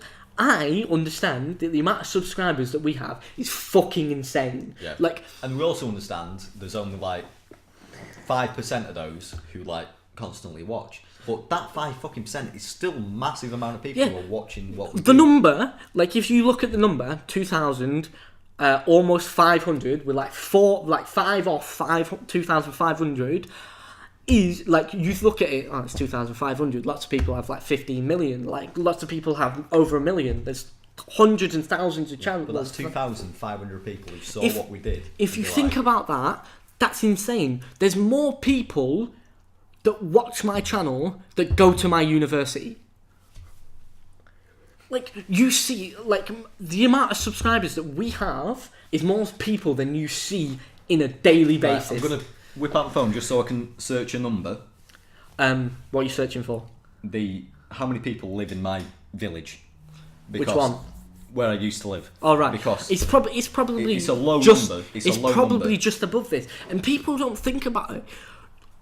A good way to think about it is a lecture theatre or a classroom. Think about how many people are in a classroom. 30, 32, around that. Right. So, I used to live in a place called Havercroft, which has a population of 2,103. More people watch and subscribe to what we've done than they do live in my village. My most viewed video is the Sniper Wolf one, obviously, because that's what got everything. 8,700 people have watched that. Think about that. Yeah. Just over 10,000 people live here. 7,000 people live in Fleetwood. The town we grew up in, I grew up in, has a lower population than people have watched that video. Yeah. And then you think about the video, like her perspective of that video. 829,000 people have watched that. Think about that. Thinking about it like that, it kind of makes you shiver. That many people have seen me. Like, you watch, like, a game of football. The biggest stadium in the UK, I think, holds, like, 200,000 people. And you look at that stand, and them ants that are in there, in that building, more people have watched that video than were in there by 3 times. Think about that. That's fucking mental. Like, the number, like, if you actually think about the numbers is insane. That's why I appreciate it so much. Like, you can, like, when you get bigger and bigger and bigger, the numbers seem less to you. Because it's like, because at points, certain YouTubers get 2,000 subs a day. And they don't think about what 2,000 subs is. It also gets to that point where you don't see how it's a new person who's subscribing. You just see another number on the board. Like one of the things is And like I never want that to happen. A subscriber is a subscriber. You understand that? But have you ever thought about the different people that are the subscribers? Everyone is unique. So everyone's unique. And how many subscribers does PewDiePie have? 52 million, I believe. That's 52 million unique people with different views of the and opinions world. and stuff. And like, press that subscribe that's button. mental. The amount of people that watch this shit, and people take it for granted. Like you see YouTubers like, oh yeah, I've had like you can get sucked into the numbers, which can be bad, and you can forget about the numbers, which can be bad, because there's a middle ground that you need to have. Because if you get sucked into the numbers, if you're like, oh, this video's gonna bang, it's gonna be such a great video, and it gets a lot of views, your mood's ruined for the day. Yeah. If you don't care about the numbers, right, and you're just putting out content to put out content, then your content's gonna go stale and it's just gonna deteriorate. If you have an equal balance, that when you watch it back yourself, are happy with you it. are still happy. Like I've thought about everything that I've said on this podcast. This is the first podcast, and I keep looking at the time and I keep looking at the camera, understanding what I am making, and I am appreciate what I'm saying, because not only is this a good conversation for us, it's a good conversation for them, because they get to know us more and they get to know what we've done. Like, I know we're 19, we haven't lived that much of a life, but there's certain aspects to it that will make you understand why we're what we are. Like, we come across some of our videos, we come across a little bit shy and a little bit thing, because we are technically like, I did live with 7 other people, but now I live with 5.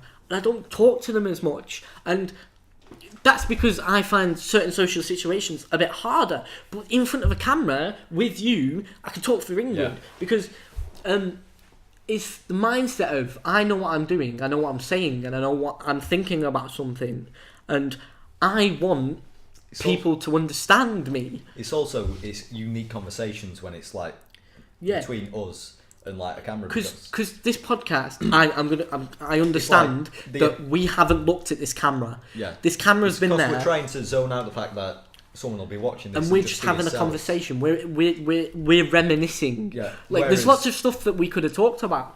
Like, possibly on one of the new ones, we can talk about how certain things have affected you in your life. Like, I was going to ask you about your parents' divorce and how that affected you, but I'd rather leave that for another one, because that's separate. It is a big topic. It's a big topic, and because I'm a person, my parents are still together, and they've been together since my mum was 16. So I don't understand what it feels like from that perspective. So it'd be a good insight for people like me that don't understand it. We're not to go into it much, but it is like a really unique, like, thing to discuss, because I was so young I didn't understand that got divorced, and I ended up having to go to a therapist about it because I just never clicked for it. And it's like an entire thing that would take too long. People will have different feelings about their parents' divorce if the parents do get divorced, because I always felt like privileged, because most of my friends, their parents weren't together, and I was like, well, my parents are still together. Like, I don't understand the premonition, and like I'd feel envious about that. Yeah, because like people can feel differently about it. Because like my parents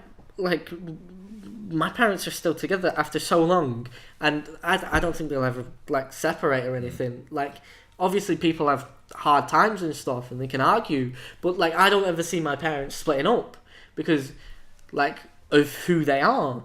Because I know my mum relies on my dad, and my dad relies on my mum, and then and then like. I have friends and everything that like don't have that, and I don't know how that feels. Like my girlfriend, she don't really know her dad, and like I don't know how that feels, and I can't really help her in that situation other than being there to support her. So like getting insights into different situations from different perspective will be good. Like my brother wants to come on this podcast. We haven't even released a podcast, and my brother wants to come on it because he was the one who suggested the idea of doing a podcast to us, wasn't he? When we did that little thing where we just talked about stuff. It was like, this is a really good idea, you should go into it. Because we had 2 sort of things like that. We had the that one where I was blindfolded and I was doing this thing. We kind of sat down and talked more there, and also did. No, we did.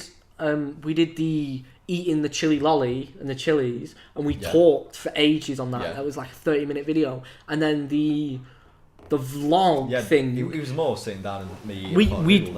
Well, it wasn't a pot noodle. It was pasta. Pasta. Yeah. We sort of just had a conversation, and people enjoyed it, and I hope you enjoy this because it's us. We're not gonna like amp ourselves up and like do all this exaggeration thing, because I'm not gonna lie, the people we are on Omegle is different to who we are in real life. The best way to make a character is turn your personality to 11. Yeah, that's what it is. We're friendly, we talk a lot, and we're a bit hyperactive. No, yeah, it's like throughout this podcast, there's been like multiple different sides of me personally, because it's got to this point and I'm being dead serious about it. But then it was to the point I had my finger stuck in a fucking desk. And I was laughing about it, like, joking, joshing and all that. That's what our Omegle is. Like, I'm not saying it's fake, and I'm not saying it's real. It's you push forward that side of yourself. It's an exaggeration. It's like, the best analogy I can do is wrestling. Yeah. Like, the best characters in wrestling are the ones that is themselves but pushed to 11. Stone Cold Undertaker. Because that is 100% a character. But he is a serious person. Yeah, he's a serious person. Seriousness. The better analogy is Stone Cold Steve Austin. He's a bit of an arsehole, right? He got over so well because he just turned his arsehole up. His first character that he did... You seen Gladiators? No, not really. Well, it's an old show, and there was a guy called Wolf, I think it was. Oh, yeah, because... he just made his entire career out of being the biggest arsehole gladiator there was. And then... There's a new character. I don't watch wrestling that much, but I watch little bits. There's a new character called Enzo Amore, and basically he's a dick, and he's like so far up his arse. But there's been like, he's got tension in the dressing room because that's his personality. Like he's actually a dick, and he like walks over people and he thinks he's the dog's bollocks. But in ring he turns it up to 11 and he's like, can't touch me. He's fucking great at promos. He's like he's master with a mic, but it's his personality turned up to 11, and that's what I enjoy. Like, I enjoy the Omegle videos, but I can't do them as often because I can't. At some points, I don't have the energy to be like, yeah, let's fucking go. Yeah, it's sort of like a mindset to get into. You need to pump yourself up.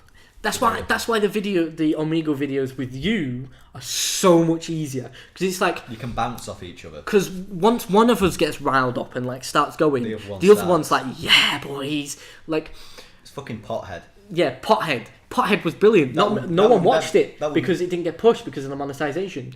That would never happen if you didn't whip out a fucking pot. Yeah, like it's bouncing off each other like this. You can tell the difference between the Omegle and this, because I've talked for fucking England. Yeah. In the Omegle videos, it's sort of like you do a lot more, but I talk, and like I'm funny, but you're more action based. Yeah. And once this podcast like comes out, you can see what we are as people. Like I'm quite logical and I'm quite thought based. Yeah. And I hope this passes through, because everything I think I've said has been precise and precision. I may have slipped up with certain aspects because I'm not used to doing this format. Like, we got onto topics that we shouldn't really have got onto, but that's it's just still how conversation goes. It's just the forming of conversation. Like, does it feel like we've been here for an hour and 50 minutes? No, 50. Yes. Fucking hell no. And that's the best type of podcast.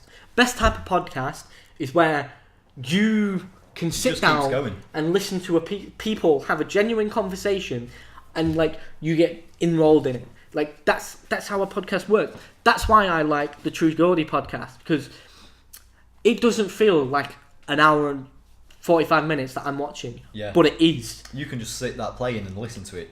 Yeah, I listen to his podcast while doing work, while playing games, because I can just have it on the background. I'll have to watch it, but when I'm watching it because like there's some funny bits like to actually watch. But the listening, because they have the two people. They have they have Lawrence and Brian. Brian's a lot more loose, and Lawrence is logic. Lawrence is logical and like challenges stuff, but Brian's like instinctive and got less of a filter, and that's a good way to do it. Like us, we're both kind of logical, but we kind of don't have a filter. Yeah, we'll just say what comes to mind. Yeah, so we can work off each other, and then we do plan to get guests eventually, but we need to do a couple of episodes for this to get to a point where we can. Yeah, because you want to be able to show what kind of thing we'll be doing, because this is what we'll be doing. Yeah, this format, maybe not in this room, because this is my living room, and there was a pause earlier where someone walked in. So it's like... we're planning to get better stuff, but we bought this camera just for this. We want to get a second microphone just for this, so it's not like... So you can get different, like, proper clear of a voice, and we get a better setup. Like, my dream for this is the GH4. GH4, such a brilliant camera. These words means nothing to me. Right, it's an amazing camera. It can record 4K without the thing, and because it's a camera, not a camcorder, you can zoom lenses. You can have. It's got a better sensor and everything, so it looks better. But that's a fucking £800 camera just for the body. You keep saying you want more mics. Mics, so we can have an individual one each. That's expensive. So eventually, we're gonna have to work on this to be able to afford the better stuff, or we're just going to have to work like jobs in general to afford to make this podcast better. But I'm willing to do that because you're enjoying this. I love this so far. Much. Look, it's fucking almost 2 hours of greatness of just pure us.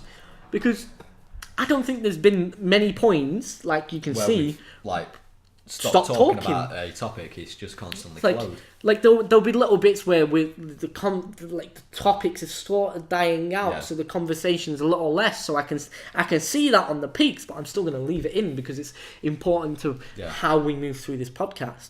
Like we got on from our lives to our future now. This is the part of the podcast. I feel like also this podcast it shouldn't need editing unless there's.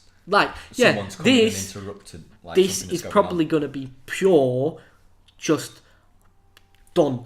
The only editing that will really come in is that colour correction, because I don't think that's the best colour because of what it is. Also, he's wearing the new shirt, one of the new shirts. I will have a new design soon, but there'll be very little editing. We'll put the logo in and everything, but I don't think there'll be much. When we get further on, there'll be a lot more editing because we'll have better setup. So I'll have to merge the two microphones together, the two cameras possibly. This will be going on YouTube with the video. Yeah, YouTube it'll video. Also be going on Spotify with just the audio. Spotify, SoundCloud. SoundCloud, should I say? With just the audio. Because I want this podcast to be able to succeed. If it's just limited to YouTube, then you have to sit down and have the app open and the website open to actually watch it. Whereas SoundCloud, you can set it going, put it in your pocket, and you can walk over with headphones or something and just listen. I like travelling with the podcast, but I don't like having my phone out. Because with YouTube, you've got to have it out for it to keep playing. Yeah, but SoundCloud, I might look at getting it on iTunes, but I think you have to charge on iTunes. Yeah. So I don't think that would be the best decision for us because we're just a start-up. Yeah. But I believe we've got a lot of potential for this because we can talk for ages about certain topics. Like this. I feel like we've got unique outputs on a lot of different situations because of how we think about stuff. This podcast has literally been about like how we met and how we grew up. And I'll just say this now: what we say on this podcast will not be 100% true of what facts are, but we'll try and get it as accurate as we can. Yeah, but just bear in mind, like, well, we were talking about the NHS earlier. Yeah, like, we don't know exact facts. We don't know the 100% facts. Like, we're never going to say we're reliable or 100% true, but we're not a fucking newspaper, and even they are shy sometimes. Yeah, even newspapers fucking print bullshit. But we're going to talk about the topics from our point of view. We might not have all the facts, but we're going to talk about what we know and how we feel about it, because there's lots of things that happen that we can talk about, like we can have a personal opinion on. Like, most of the time, weekly, you could do a new video on YouTube. Like, you could do a new podcast on YouTube, and what they're changing, because they change that much, because it's an evolving platform, and they want to make it the best for them to earn money. Yeah. That's literally what it is.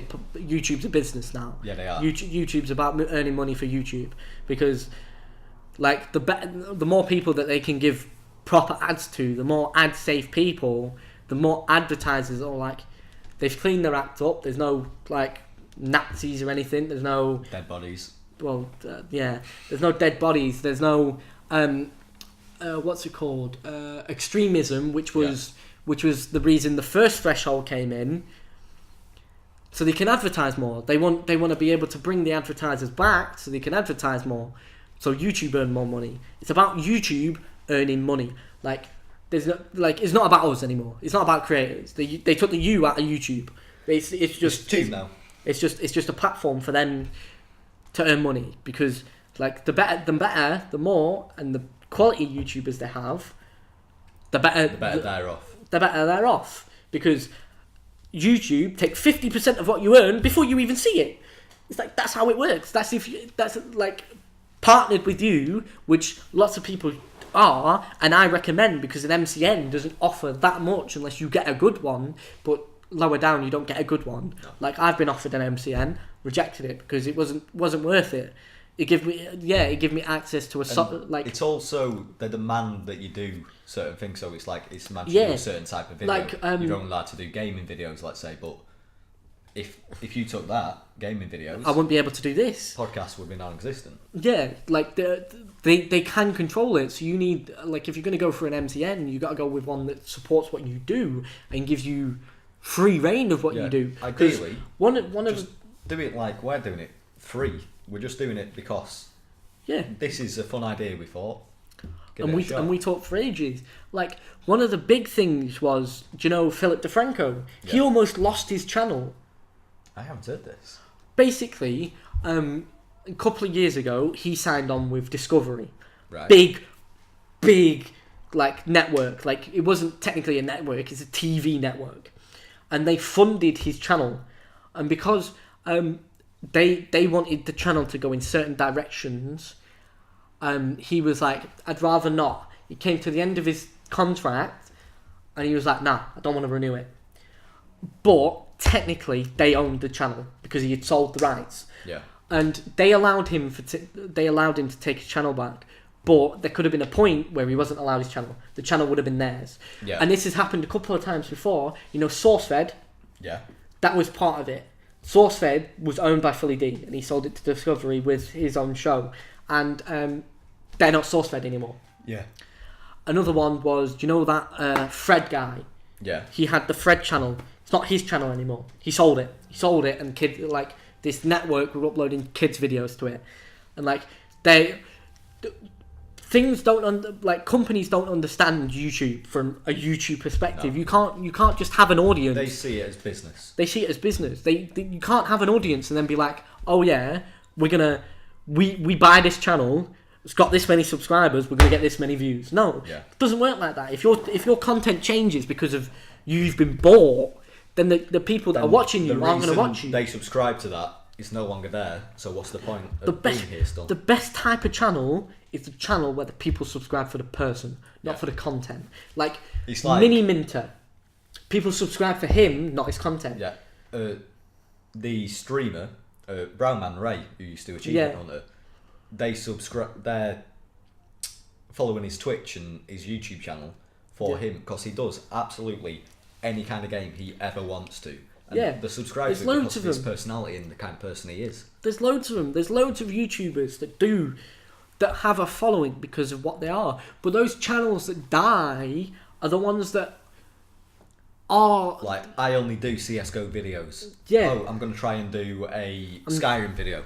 Nah, you're not doing CSGO, mate. Why am I here? The ones that aren't liked for who they are, they're liked for what they do, and then they're trying to change what they do because they don't enjoy the content. Because once you just start milking content dry, you get bored with it, and then the people get bored with you because you try to change. And like, the worst ones are trend jumpers. They are dreadful. The ones that are like, oh yeah, this is a new trend. I am not original. I am making this. Oh, vlogs are big right now. Yeah, vlogs are big right now. Oh, what's this? A fidget spinner.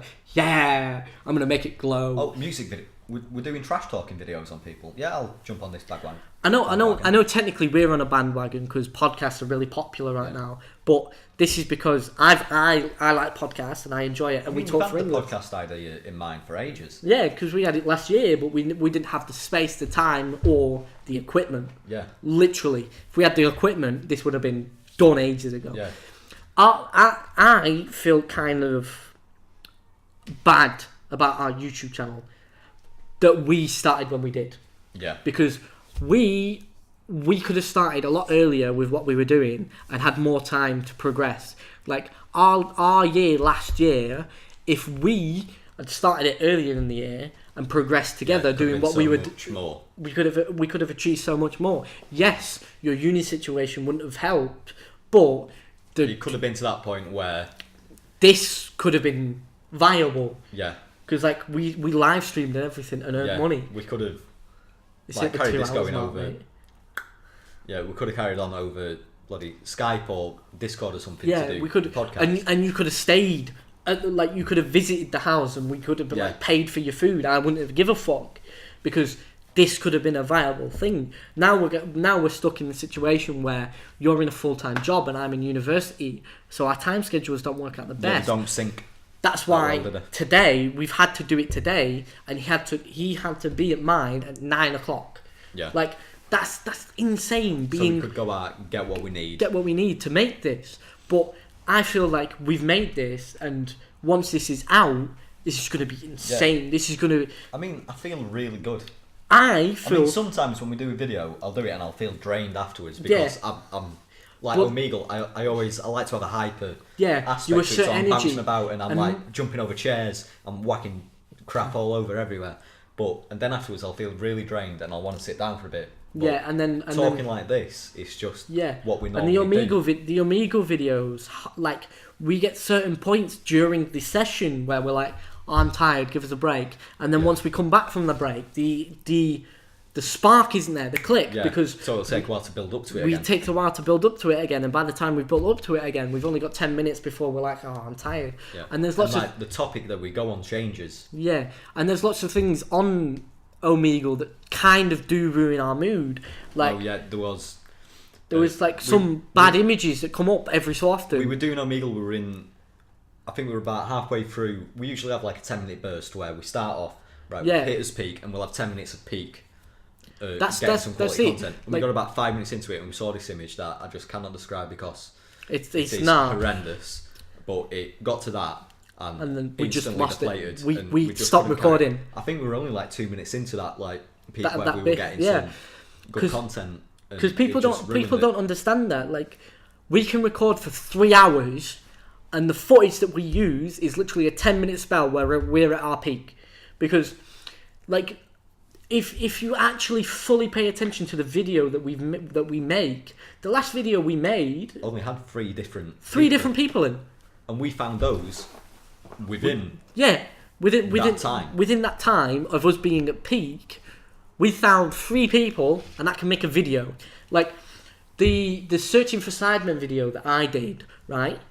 I recorded for half an hour, and I made a 10-minute video. That's how much, once you're in the zone. And it was probably the middle part you got those sections off, middle to end. Middle to end. Take you a little time to warm up, get there. Start to warm up. Slowly winding down. To warm up. But basically, that video, I was proper hyped because I was like, the amount of good stuff this video, like, if this video does well, can do. Because if I actually find one of them and I'm funny, that could massively impact the channel. Yeah. That wasn't the aim. That was just like, I know there's a group of people that will have a similar sense of humour to me. So the people that will come on to find them. Yeah, because they're young, impressionable, and they like a bit of banter.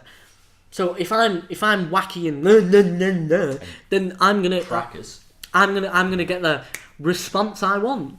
But I do think that we should start tying this down. No, yeah, it has gone to 2 hours 5. I mean, when we first talked about this, we were talking about like maybe an hour and a half. Yeah, but half an hour runtime for a good start of a process. This is good for the channel. If you've listened this far, Well done. Legend.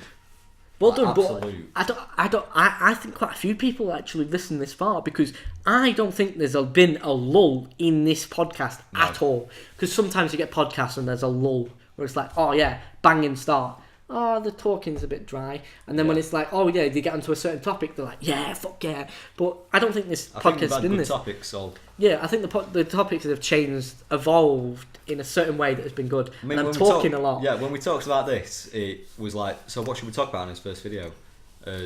We'll talk about his childhood, how we met and all that stuff. And that topic just died. We still haven't talked about a lot of stuff. Yeah, that's where I was getting to. We've got so many more stories about this. And we can drop them in certain podcasts every so often because I will take suggestions on this podcast. I will definitely. A topic you want to hear us talk about. Yeah, because why not? You can leave it in the comment section of both SoundCloud and YouTube on what you want. I might set up an email so you can email topics in because why not?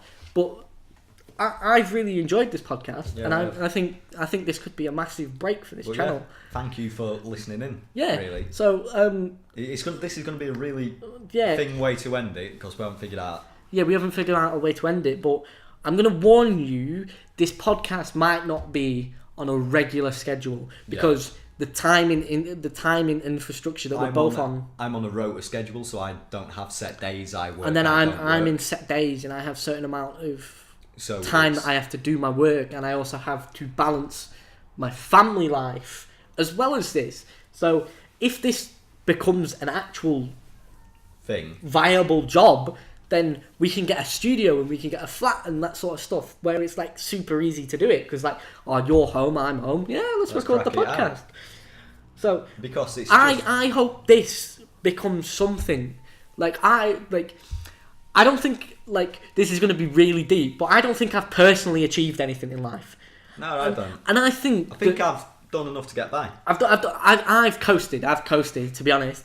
We're trying to end it, but we're going on to another topic. But I've coasted by, and I think that a way that I can like commit myself and like express myself is in the form of this. Yeah. Because like I struggle talking to people. Like I struggle to talk to my family about certain things, but I can talk to you about them.